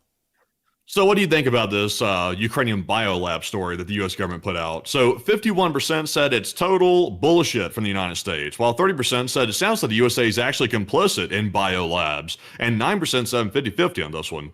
And I would say I'm with the 51%. This is absolute total bullshit from top to bottom. And I'm surprised. Well, I say surprised, but I'm sort of like half surprised and half not surprised. But luckily, though, the lady is leaving this position, so she won't be there for I think maybe a few more days or something like that, and then she'll be out of the position. But the fact this was even said out of an official office like that is insane. The fact that was actually put out. I mean, obviously, I mean, we've debunked the hell out of that at this point. So, you know, it's disappointing to see this. And of course, the Russians are going to run with it. And I hate that they got a propaganda victory like that, especially on something that literally doesn't even add up and hold any salt. It literally doesn't whatsoever. So it just, I guess you can say we'll chalk that up to an idiot. But Enforcer, what say you? I would say I'd be with a 51%. It's absolute bullshit. And what's even more interesting, and some of y'all might not remember this, some of y'all might not have even been around long enough ago for this, but we talked about this at the very beginning of the war. And yeah, the Ukrainians have biolabs, but every country on the planet has some form of a biolab in it for the larger part. It's really stupid to point that out and make it sound like, oh my God, you know, the Ukrainians might be creating a weapon of mass destruction in that thing. Do people not know that the CDC's lab in Atlanta is a biolab? Like, do people not know that, or any of the other CDC offices throughout the rest of the country? They have strains of every single deadly or dangerous virus or disease in the entirety of the world in most of these disease centers of research. It's their job to research that stuff. You can't really conduct any science on biologics if you don't have any strains of any viruses or diseases inside of your lab to experiment with and to learn about. And also the idea of making it sound like the Ukrainians were trying to use this for harm is a little bit ridiculous, because if y'all don't know, anthrax naturally occurs, or at least the bacteria, which is the Bacillus bacteria, naturally occurs in the soil in every part of the world. So it's important to agriculture. Like, for example, cattle can get anthrax. Like, that's just normal. So you have to try and find a way to combat it, and researching it is one way that you can learn how. Why in the world would the Ukrainians also be the ones to be pointed out the most in this, when there's also 29 other countries that apparently were also supporting their biolabs operations, 120 of them, mind you all, but for some reason the Ukrainian ones are the ones that get the most look at by the Director of National Intelligence? Why don't the ones in the Baltic states, Poland, and the Stand Series countries in Central Asia get any attention? It's absurd, man. It's absolutely absurd. It's like the equivalent of saying, you know, oh, breaking news, every country around the world has soil on their territory, but specifically Ukraine has soil, though. We have to remember that Ukraine has a lot of soil in their territory. It's like, why are we pointing out Ukraine? It's like, unless you're trying to do something specifically aimed at Ukraine, when you're covering 30 different countries in this report that came out, but including Ukraine, just to point out just that one, like, could you not make it any more obvious what you're attempting to do with that? It's like, it's pretty obvious. The U.S. sends food in humanitarian support to every country in the world, especially Ukraine. It sounds to me like we're trying to feed the Ukrainian army to give them full bellies to fight the Russians. Oh, you know, it's like, what type of stupid point is that? And also, I like how everybody just kind of glossed over that when they were listening to that today in the discussions that were had online. Why in the world is there no attention on the other 29 out of the 30 countries that were supposedly being funded and their biolabs operations are being supported by the United States? Why in the world was that the case? And also on top of that, another thing is that people who create biolabs, like for weaponized purposes, generally also run biolabs for non-weaponized purposes as a part of their company's operations. They're involved in the research and science of biologics. Why in the world would they not be involved in everything that entails? You know, folks, Boeing makes missiles that kill people. Boeing also makes the plane that you ride to go on a holiday down in Mexico, in Cancun. Does that mean that Boeing is a factory of weapons of mass destruction solely, and that's all they're working on every day? No, they might be working on getting you and, you know, like sitting your ass down in a seat and flying you to New York. There's no way to say that that's the case. And this is trying to completely misrepresent the situation with this, which is just such a blatant misrepresentation that is just trying to slander the reputation of the Ukrainian state for no inherent reason. And if anything, it should be bringing up a question of, well, if it is supposed to be the sponsoring and support of bioweapons, well, then why in the world is the U.S. government involved in that? Shouldn't more of the blame be put towards the United States for funding that than the Ukrainians for doing it? It really says that the Americans are more so wanting to create the bioweapons than the Ukrainians, because we're giving them the money to work on them, if that was the case. but that isn't even the case. Like, it's a stupid story. And on top of that, we've already been able to hear about this publicly for decades, and now they're just acting like it's brand new. It's ridiculous. But anyways, with that, it is time for us to move on and into the rest of the news that we have for the night, because we still have a significant amount of news that has been coming from around the entirety of the world, including the Middle East and also the rest of the Ukraine war news that we have not been able to get into today. So, Matthew, before we get on into that, I do want to take a brief moment here to get to chit-chat with the folks. We're going to be getting 3 questions from the chat and then moving on into the rest of the news that we have for the night. So, Matthew, what do we got? All right, so getting into our first of the super chats here. This one goes to none other than Carlos Santiago. And thank you very much, Carlos, for that $50 support right there. And we do appreciate it very much. And that is so far the largest super chat of the night. We do appreciate support because it does help to keep the channel running. And Carlos said, great newscast. And what is the latest with the Israel and Iran conflict?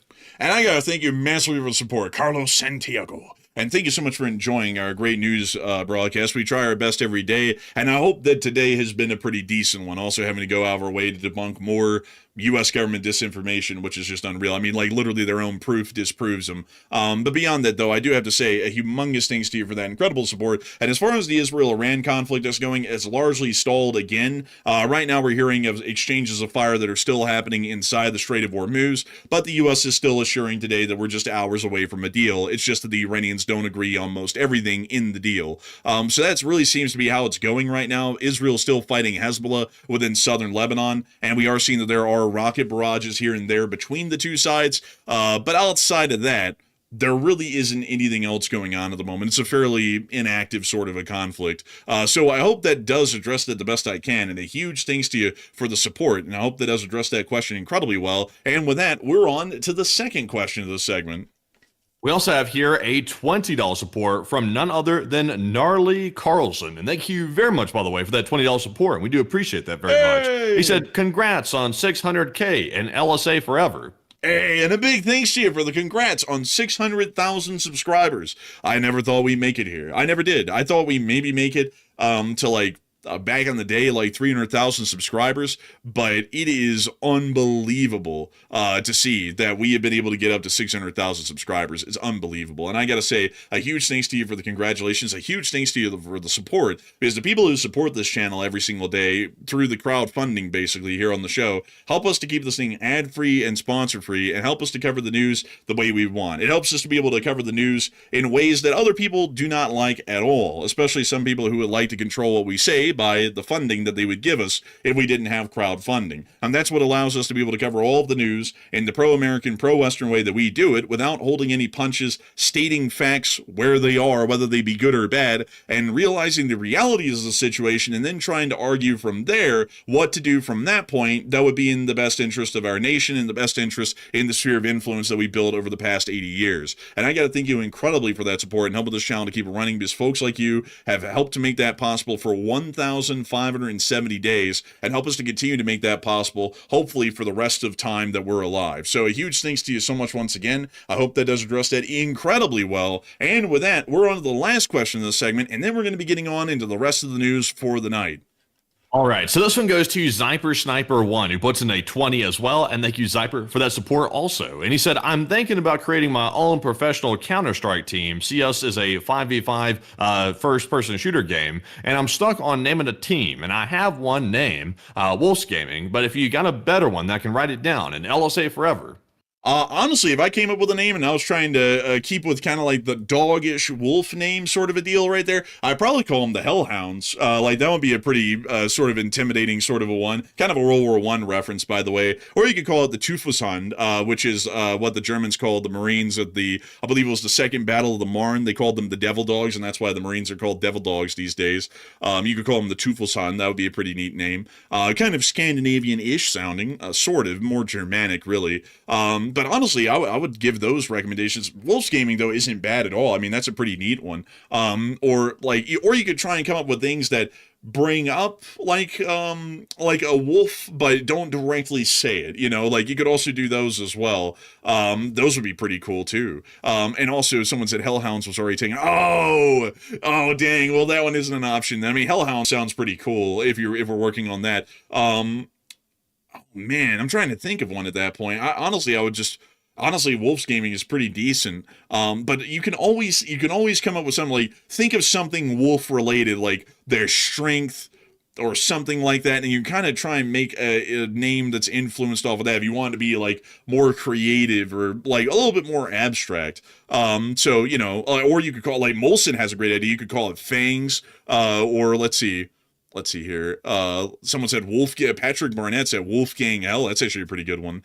So those would be really cool, honestly. Also, Elka PME said Lupus Major. Actually, that's a really interesting one too. Like, you could do that, or you could try and make it Latin. You could try and find Canis Lupus. Well, that sounds a little bit too technical. That would kind of lose the edge.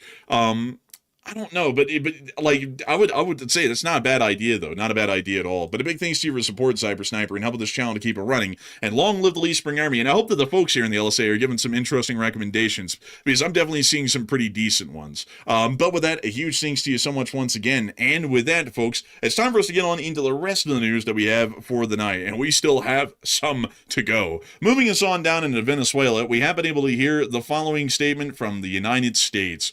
At my direction, the United States Southern Command delivered a swift and lethal kinetic strike to successfully execute Nino Guerrero, the infamous leader of the Tren de Aragua, one of the most bloodthirsty terrorist organizations on the planet. Before I returned to office, the former president, yada yada yada, I pledged to expel, yada yada yada, blah blah blah. Early in my administration, I delivered on my promise to designate 10 Tren de Aragua as a foreign terrorist organization to deport thousands of evil criminals, yada yada yada yada. This action was coordinated closely with our friends in Venezuela, with whom we are working very well. As a result, Tren de Aragua terrorists no longer have safe haven in Venezuela or anywhere else, and under my leadership, we'll find these vicious murderers and drug lords anytime, any place, and send them to the depths of hell where they belong.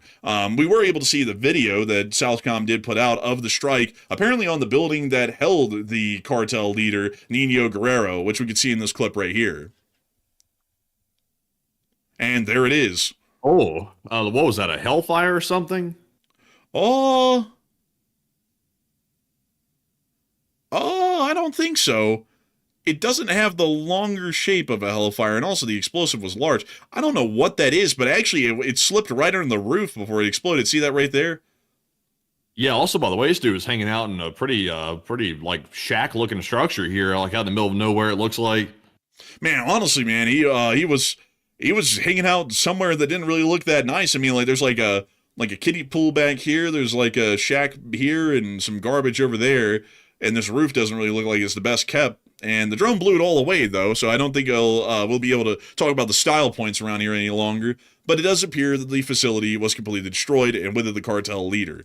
So we were able to hear that. Outside of that, this might have an impact on Tren de Aragua. It might not. I generally have a feeling that it probably won't, because, to be entirely honest with y'all, the killing of El Mencho up in Mexico really didn't do a lot to the Jalisco New Generation cartel, at least in their ferocity or their amount of manpower. It just removed the top guy and they replaced him immediately. So I would say that it's probably going to have a little bit of an impact possibly on the cartel, maybe on its operational capabilities, but I don't really know how much more of an impact it's going to have. Still nice to hear that they were able to take out a cartel leader, but I don't know if the impact's going to be that great. Yeah, I'll say it's very interesting, like on another side note, that apparently the Venezuelan government is now allowing the U.S. to conduct these airstrikes, obviously, on Venezuelan territory. That's quite interesting. So the U.S. just sent in, apparently, fighter jets, or I don't know if this came from a drone. It's possible maybe it came from a drone, possibly, but they just sent this straight over Venezuelan territory, launched a missile at this fella here that was in the cartel, apparently, took him out, and then just flew out of Venezuela. That's kind of wild. Yeah, it is pretty wild, honestly. Pretty crazy stuff right there. But moving us on out of that bit of news inside of Venezuela, it's now time for us to move on into the middle of the East. And like yesterday, folks, we are going to cover this as quickly as we can because there's not really a lot to elaborate on here. It just is what it is, so we're just going to cover it for what it is and move on. Moving us on into the Middle East, we did get to hear earlier in the morning that the president was not happy. The terms that Iran leaked out to the fake news have nothing to do with the terms that we agreed to in writing. What they said, including their weak and pathetic statement on having a deal, bears no relation to the truth. Very dishonorable people to deal with. With them, there is no such thing as dealing in good faith. Amazing. Also, their totally rebuffed drone attack last night against Indian ships leaving the Hormuz Strait is totally unacceptable. They better get their act together, and fast. Then, not long afterwards, we were able to hear that the United States was apparently starting to speak about military plans and contingency plans to try and secure Iran's enriched uranium if a nuclear deal is reached. The preliminary plan would include the Department of Energy specialists, supported by U.S. troops and other agencies, locating, securing, and transporting Iran's nuclear materials. Officials stressed that no operation had been approved and the discussions are a part of routine military planning. In the meantime, we then were able to hear, after that, some other interesting developments from the Iranian side. For one, they stated that the nuclear demands are completely unacceptable and they're not agreeing to squat when it comes to nuclear weaponry or enriching uranium. They also then added that apparently Iran and Oman, at least according to the Iranian foreign minister, take this for what you will, are going to be issuing a joint statement regarding the Strait of Hormuz. The management of the strait will not be like before, and then according to Abbas Araghchi, our sword will always be hanging over the Strait of Hormuz, and whenever necessary, the Iranian armed forces will intervene, and Iran will not charge tolls in the Strait of Hormuz, but will collect service fees, aka tolls, but another wordage for them. We then also were able to hear additionally that the foreign minister Abbas Araghchi went on to Iranian state television, which looks to me like some sort of like Indian clickbait news channel. I've never seen Iranian news in real time, but this is bad. Yeah, really, it's too much crap going on. Like you can't, your eyes can't even focus on 7 different video feeds and also all that writing on the screen. That's way too much. So we have a whole essay down at the bottom of the screen, and then we have 6 different clips and 3 on both sides. And then here in the middle, you actually got Abbas Araghchi, and then the background appears to be Tehran, which is also incredibly distracting as well. But in the midst of this whole little, can you imagine the average Iranian who like doesn't have hardly like much technology access for the most part? It's very much censored. They get on their television and then they're just a sensory overload, just nonstop information. Like this is more than even Americans get with our TikTok brains. They can't handle it. Man, people in America be talking about, man, you know, like TikTok might be overstimulating people. Meanwhile, on Iranian TV, bang, bang, bang, everyone's like, oh my God, they got everything going on screen. It's way overstimulating. Yeah, I would say. Man, but outside of that, though, for the foreign minister Araghchi stated basically that the 14-point memorandum of understanding is near finalization. By the way, the 14-point memorandum of understanding is basically saying that we understand that these are the points that we're talking about, but we don't have to agree on any of them. It's just that these are the 14 points of discussion. That's all that the memorandum of understanding is, by the way. So it's not a peace deal. It's just saying, okay, we agree these are the 14 points of discussion, but we don't have to agree to them. So they could say, okay, these are all 14 points of discussion, and we signed that. And then right afterwards go, we don't agree to any of them. And that's probably what's going to be happening. But then Abbas Araghchi said in a direct quote, we set in motion a process that is now drawing close to its end. The result is a 14-point memorandum of understanding. It has not yet been signed, and until the very last moment, things may still shift. Once it is done, I will come and explain every point to the people. Which doesn't mean anything at all, by the way. Like, I have to make this clear as many times as I can. A memorandum of understanding means absolutely nothing. It's not even a peace deal. It's just saying that this is the stuff that we're going to talk about possibly making a peace deal, and we agree that these are the only 14 points we're talking about. And after that, they can still disagree on everything. So this means absolutely nothing. We also were then able to hear that the Iranians added on later today that control of the Strait of Hormuz rests with Iran and Oman, and there is no international waterway there. He said that Iran and Oman have provided security and operational services to vessels for years free of charge, but the management of the strait will not return to how it was before the war. Araghchi also added the consultations have been held with Oman, and a joint plan may be announced soon, including future fees for services in the strait, largely adding on to the statement we had already heard prior. We then also heard that the IRGC Navy fired upon vessels that attempted to exit the strait without Iran's permission today, showing that they're still attacking vessels within the area.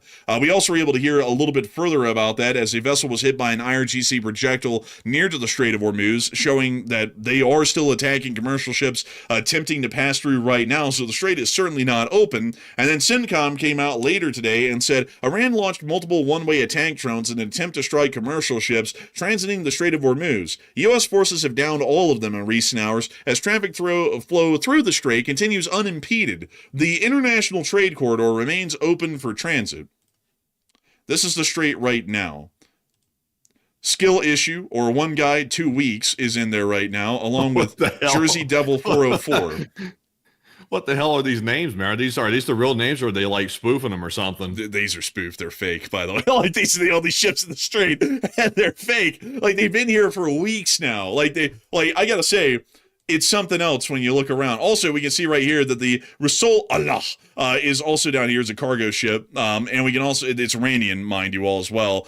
And we also are able to see that there are fishing vessels of Iran near to the strait, and in it, but there are literally no ships that are not Iranian that are within the area of the Strait of Hormuz. Nobody is willing to enter it because, unlike the U.S.'s claims that the Strait of Hormuz is open and the water's fine, hop right in, it's not. The Iranians are blowing people up when they even get close to actually being inside the strait. So, yeah, it's, in short, a crock of shit. Nothing's changed really here. But a lot of people are also talking about the other developments that happen around the area. There was an explosion near the Sarik today. We don't know what that was or why it happened. Nobody stated really anything about it, either the Iranians or the United States. And the Iranians also showed off this really interesting display of firepower at Karg Island to show that they have minefields on the island. And to show off that they had minefields on the island, they did this.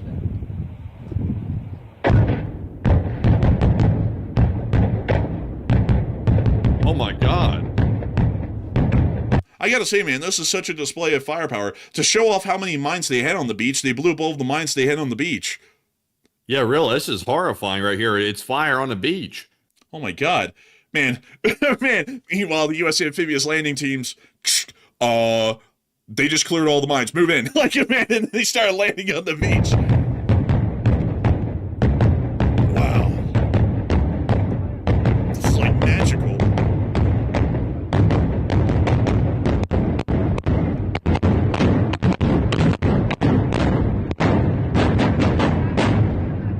Wow, that's so cool. Were they trying to make a beat out of it, or was that just unintentional? I think it might have been unintentional, actually. It looked like it happened right around here too, on this part of the beach, possibly, but I'm not entirely sure. That's really scary. I'd say that's really scary. Like, I would just hate to have to go up against the Iranians and their explosions on the beach. That's just like the U.S. has never heard of like just simply parachuting down like beyond the beach. Like, we don't necessarily have to go in amphibiously. They could just like airdrop the people from parachute. I mean, I don't think the mines are going to take care of that. Damn, like, man, they're going to be blown away when they see a helicopter. Apparently never heard of that one before. Or for, another example, a Miklik, which is a mine clearer. I guess they never heard of that one either. Or the fact that they can be launched amphibiously. Oh my God.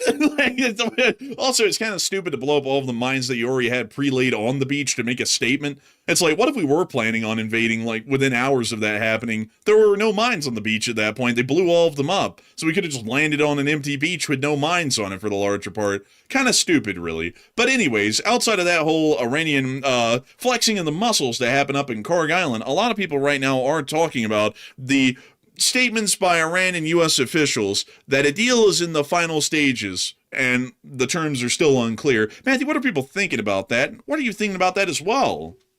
All right, so for once, Iran was on the same page as U.S. officials. They said, "Oh, look, the deal's getting finalized. It's like right around the corner." But the final terms are a little bit unclear. But after Iran said that, then the president came out of the woodwork and said, "That's not true. Those bastards better get their act together. That's not true." So apparently, Iran made up some terms that the U.S. hadn't talked about. So I guess Iran's trolling. I guess they came out and did a little bit of that trolling. They like to do a little trolling, kind of like the U.S. president kind of likes to do from time to time. But what do you think about this? What's going on? 56% said a deal is never happening, while 31% said the U.S. is likely giving in to Iran, and 7% said Iran is likely giving in to the United States.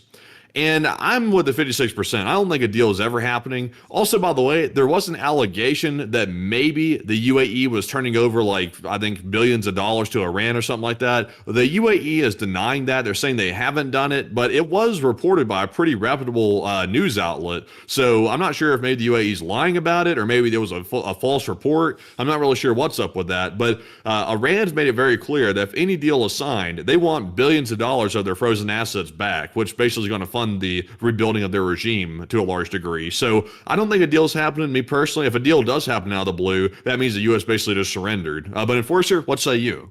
I would say a deal is not happening anytime soon, folks. It's out of the question. A memorandum of understanding is nothing. It's completely pointless. There's no deal coming out of that at all. and we're never going to agree with anything with the Iranians. The Iranians are never going to agree with anything with us. So it's completely pointless, and we're getting absolutely nowhere. And speaking of that UAE news, we did get to hear of that earlier today. That claims had come out that the UAE had agreed to give $10 billion to Iran. Two regional sources told a certain news organization the UAE had agreed to release a total of $10 billion, more than $3 billion of which had already been delivered. The UAE then stated that that was a complete false lie. Like, the UAE has firmly denied reports claiming that funds were transferred from the UAE to Iran, including allegations involving the $3 billion, which were allegedly already sent. This statement here that was officially issued by the UAE's Ministry of Foreign Affairs completely stated that that's just not true at all, and they did not do that. I also don't know why the UAE would do that, because why in the world are they the only country out of everybody who would be paying Iran anything? I don't even understand that whole point. But anyways, we also were able to hear additionally that near to the area of Bahrain, satellite photography did confirm that there was damage at the Isa Air Base. We can see that little black blip right there on one of the structures. And if we take a closer look at that structure right here, let's take a closer look at it. We can see that that's a building that was under construction at the air base. So it looks like that's what was hit. It looks like it got a little smashing. It looks like. Also, I got another post that just came out a minute ago that apparently Solar Atlas also just published high-res satellite imagery from apparently an aircraft strike at Bandar Abbas Airport in Iran as well. It looks like it got banged up. Man, that thing got banged. Man, I realized I said that. I'm like, well, that's probably going to be taken by some people as not a savory thing, but it looks like it got a little smashing. So this is actually near to the civilian part of the airport right there where this little fuel leak is, like from this hit aircraft that looks to have a destroyed fuselage. But that doesn't look like a military, that doesn't look like a civil aircraft up there. That looks like a military one. So this one was probably also a military aircraft as well that got blown up. I thought they were only going for defensive strikes. What was up with that? Oh, interesting right there. Very, very interesting. And someone's about to say, well, it was defensive because the aircraft was offending. But it's on the ground, though. You can't be doing anything offensive to be destroyed if it's sitting on the runway when it gets blown up, you know. That's a really hard one to argue. But anyways, we also were able to see outside of the Bandar Abbas Airport and the Isa Airport in Bahrain that a US E-3 Sentry was operating in the air today over Saudi Arabia. We also were able to additionally see as well, hold on to your horses, folks, this is about to get wild, that up in Tehran they had another pro-government rally again today, and they absolutely obliterated my eardrums in the 1 second of audio that we just played. Let's see this, man. Let's hear the audio too. Oh, I gotta turn that down. Like,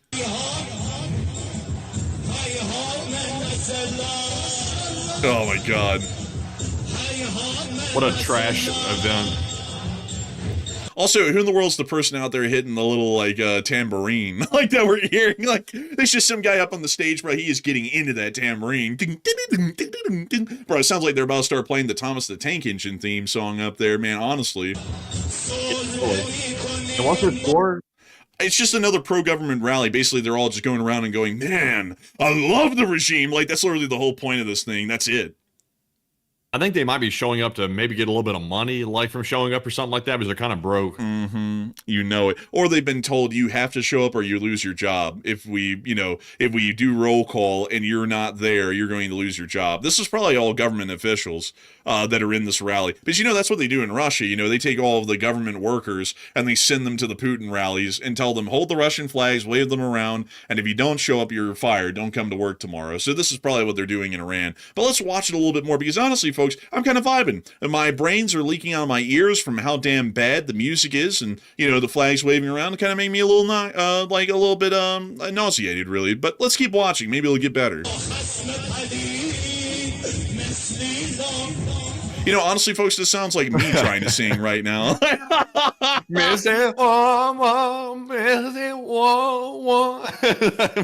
I tell you, that's a hit. Also, turn that reverb, crank that reverb up, by the way. You gotta try to muffle that horrible singing with some reverb. Man.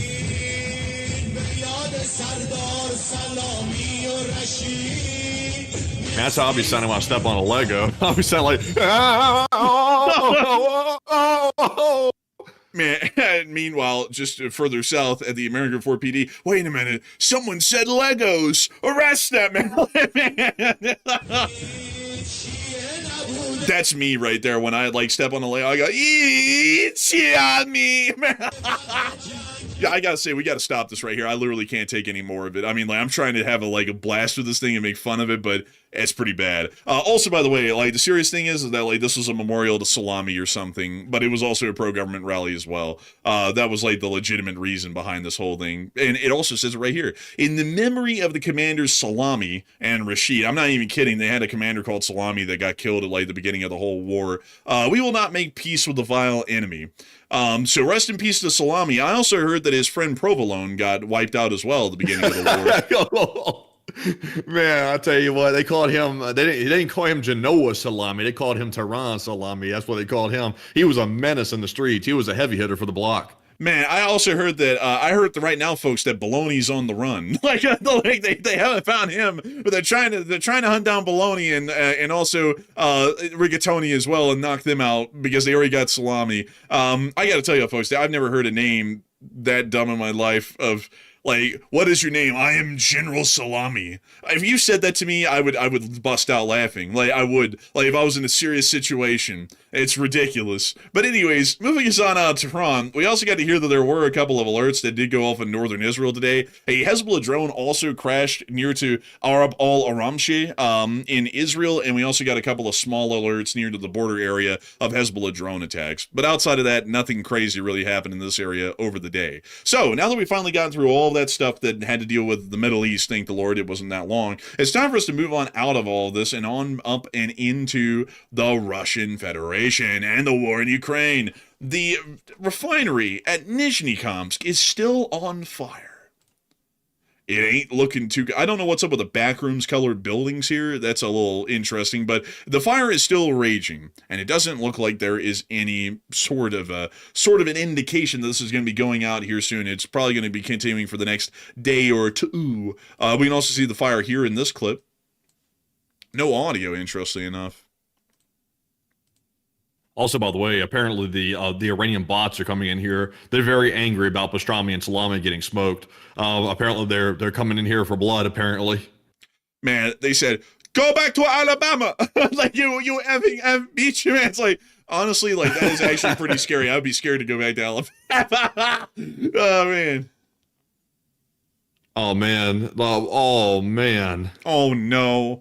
They're so unhappy. What can we do today to make you happy, sir? Would you like a free deal? You know, watch one stream, get two free? What would you like? What would you like, sir? Let us know. We are here to help. We also were able to see additionally here as well some more footage of what's going on in Nizhnekamsk.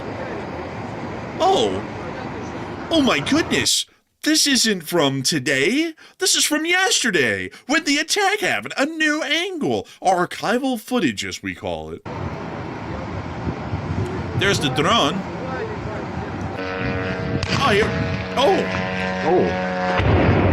Oh, somebody firing off the cannon. Ебать, у нас тут боевые действия. Охереть, ебать. Who the hell is this guy? He gets said bye. Like, very monotone. He almost sounds he almost sounds Nordic almost. You know how they talk that. It's like it almost sounds like that. Do you just go E-I-E-I-O? Like, bro, like you went, bro, you know how those Nordic people sound? E-I-E-I-O. It's like, I think that's Midwesterners. Like, honestly, I think that's more of a Midwestern person from like Iowa or something. Oh, and there they go.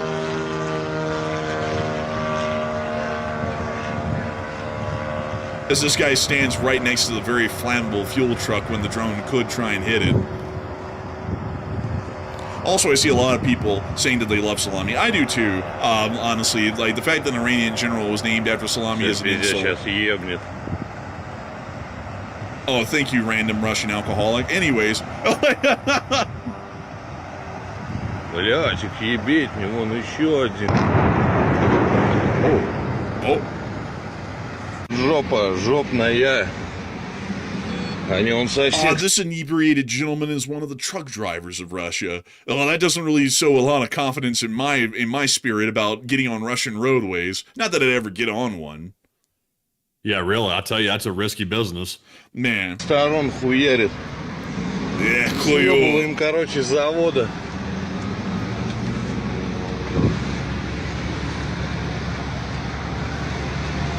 Вон еще один, все уже, завод хуярит. Охуеть. Oh, now it's getting to him. Like he's trying to break in the whole deal.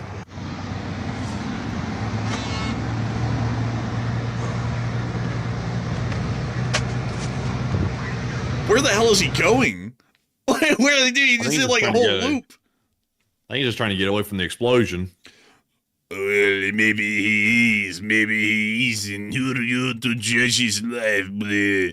Oh, come on, boy. Man, I gotta say, it still stands true that every single like adult male in Russia always sounds like they're blitzed. But moving us on out of that news near Nizhny, it's now time for us to move on down and back into Ukraine, because we've got a lot of news to talk about in Ukraine. Moving us on into our location unknowns, we were able to see a Ukrainian Abrams today. Take a look at this thing. Oh, wow. Honestly, the armor modifications actually look kind of cool on this one. Yeah, it kind of does look pretty cool. Kind of, sort of. Bleed. Moving us on from that, we also got to see the Russian casualty report over the past 24 hours as well. And holy moly, another 3! I think they're hitting those Bobcats maybe around those bridges that they keep hitting over and over. It could be they're trying to like maybe do some repairs or like fill in some stuff, maybe with some dirt or something like that. Maybe that's what they're up to. Man, honestly. And over the course of the past 24 hours, Miss DC Keeper of the Records has stated that losses are at or near the 7-day averages. 78 artillery at 2,218 drones ranks as the 18th highest daily losses in both categories. 352 vehicles and fuel tanks is the 16th highest loss, and 8 ground robotic complexes, which are not shown, is still pretty decent as well. And over the course of the past 24 hours, 1,300 Russian soldiers have been wounded and killed, along with 1 APC, 352 supply trucks, 4 main battle tanks, 78 artillery pieces, 2,218 drones, 2 MLRSs, 1 anti-aircraft warfare system, and 3 Bobcat skid steers. I gotta tell you folks, this is a tough time to be a Bobcat skid steer in the Russian army. Meanwhile, near to the Belgorod area, the Ukrainians were making sure to do some work against the S-400s while that trap beat hit hard, and that Ukrainian drone hit harder. Well, what a wonderful thing to see. They knocked out an S-400's radar. Nice! That's actually pretty expensive. Those are like a couple of $100 million. We also were able to see that up near the area of Kupiansk, there was a lot of action over the course of the day, most of it with the drones. The Ukrainian border guard unit Apex destroyed a Russian artillery piece in this dugout right here. We can now see the dugout on fire and burning after the attack, meaning that the occupants of this bunker and the artillery piece are worse for wear. Another hit, just to make sure. Well, that's the end of that clip, but a nice day to see for sure. We also get to see that also within this area, the Ukrainian border guards of the Skvala unit were also striking and destroying Russian positions, including trenches, trucks, and dugouts. See this drone smoky, and then it blow up, actually. We also were able to see here, they hit some stretches. They also destroyed the Russian Baba Yaga. Russia copies everything. Like if Ukraine does a Baba Yaga, Russia's going to copy it. They're going to do the same thing. They must have learned that from China. You see my next door neighbor, Russia, he's a pain and asshole. I make a Baba Yaga, he make a Baba Yaga. I try to bomb bridge, he try to bomb bridge. I win war, he doesn't. Grand success. Moving us on from that down into Kupiansk. We also got to see some Ukrainian soldiers using more FPV drones to take down a Russian flag near to the city of Kupiansk. We can see the Russian flag waving in the wind from the top of this tower right here. Great offense to Ukrainians. They blow it away very soon. We actually see the drone lowering it down onto the antenna. And then trying to drop it off. The Ukrainians are just waiting their time. For when the flag gets planted, they'll just wipe it off the face of the top of the mast.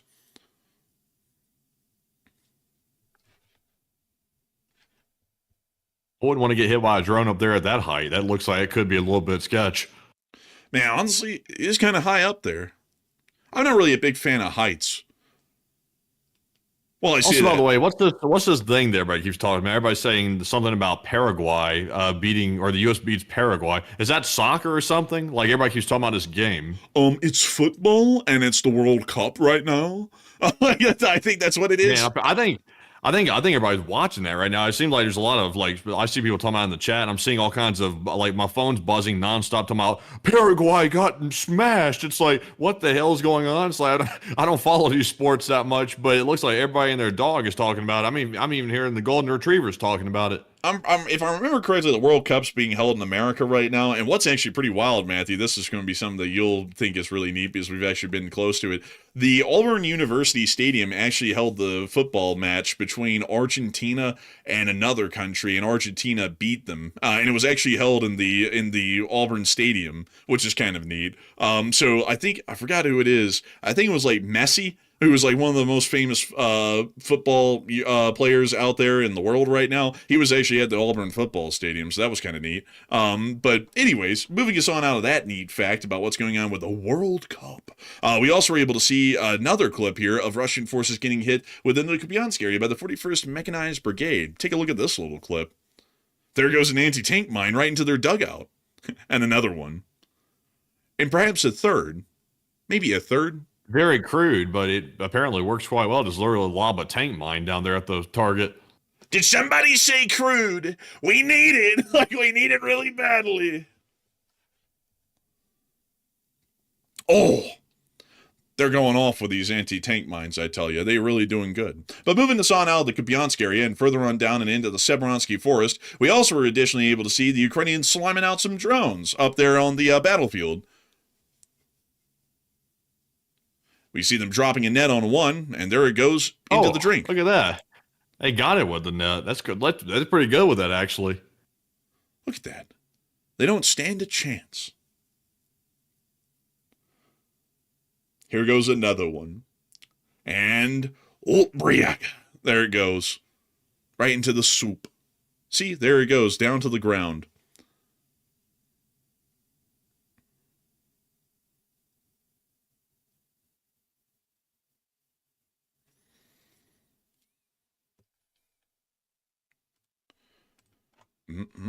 I tell you something, folks. I tell you, they's cooking up Russian drones left and right out there in the Severonsky Forest. Really something. We also were able to see in this clip as well, within the Seversk area, that they were also hitting, apparently too spicy to show, some Russian forces. We also were able to see some more Russian forces getting hit by the 19th Army Corps near Kramatorsk. There's a remain of a Khrushchevka that the Russians are hanging out in. Next thing you know, they're going to be hanging out the windows as it goes tumbling to the ground. Take a look at that. Oh, skipping past that one. We also see this Russian hanging out here. That didn't work out too well for him either, did it? We also see this Russian hanging out here. That didn't work out well in the tall grasses either. The Ukrainians are handing the Russians their asses in the tall grasses. Call me a poet. We can also see them here continuing to hit Russian forces hiding in houses, or at least what's left of them.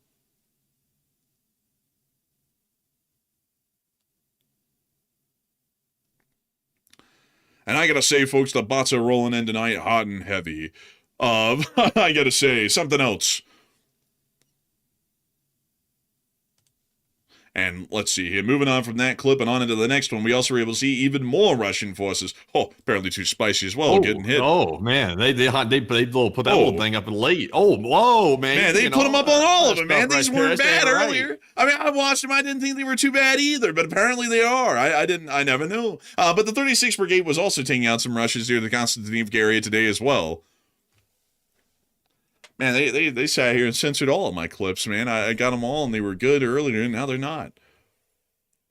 Let me do this real quick. Let me try to shun out the bots real quick. Let me go turn on the subscribers only mode real quick, because we're getting a whole bunch of these fools up in here right now.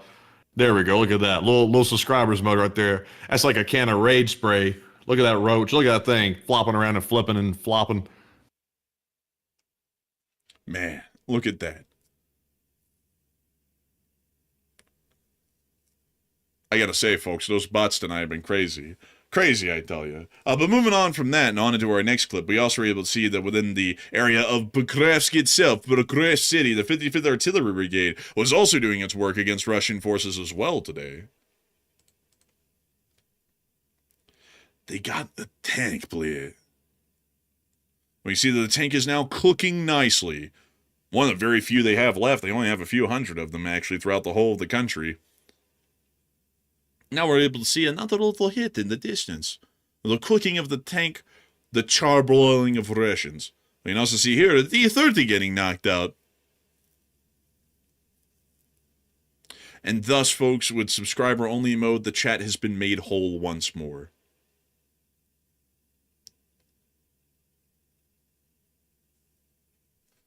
You can also see them continuing to hit the Russian artillery pieces throughout the wider area. It's crazy the way Ukraine blows up a drone on that target. It's something that we have to watch, you know, because 96% of all losses for the Russians are by drone forces these days, meaning that it is the most important sort of a thing to watch, to see how well they are doing. Moving us on out of these clips and on down the line and into Zaporizhia. We also were able to see north of the area of the Khilopol front that the 123rd TDF was continuing to deliver knockout blows to Russian radio antennas. But we're going to cut this one short because we've seen this again yesterday, and we don't want to see something similar again today. Moving us on down and into the highway near the Berdyansk, we also get to see the Ukrainians flying their drones over the supply routes. There's one of them. It's literally just hanging out. Hanging out, drinking and looking. That's got to be.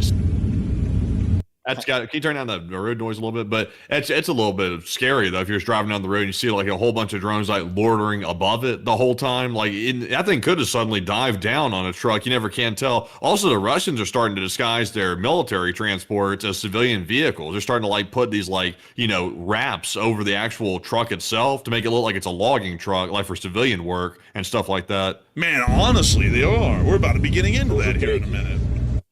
Moving us on from that clip and on into the next one, we did get to see that a Russian did film one of these fuel trucks that was disguised as a logging truck. Красавчик, смотри, как они его, бля, замаскировали. Военный бензовоз, бля, смотри. Вот он. Бля, клоуны. He got a laugh out of it. Well, the Russian FSB didn't get a laugh out of it. We saw this very same guy later, apparently having to make an apology video. Oh no! Oh, they got him. Я, Македонский Сергей Борисович, 12.06.2024 Bro looks a little bruised. двигаясь по городу Керчь, обогнал военный бензовоз интересной формы. Произвел видеофиксацию. Oh dang, he's a little bit wet in the mouth. Съемки сказал. Oh my God, his crime was calling the military clowns. It wasn't filming the disguised fuel truck, it was calling the military clowns. That's what got him in trouble. Военные клоуны отослал это видео своему другу за границу. Потом это видео появилось в украинских пабликах. Man, I'll tell you what, this dude right here, I think he's. So that's all we have for y'all for tonight, y'all. I hope y'all enjoyed the show for tonight. We was on for almost 2 hours. So we're going to see what happens and see if Russia launches that or not. So stay tuned. Please drop a like and a follow and a subscription, depends on what platform you're on. Excuse me. And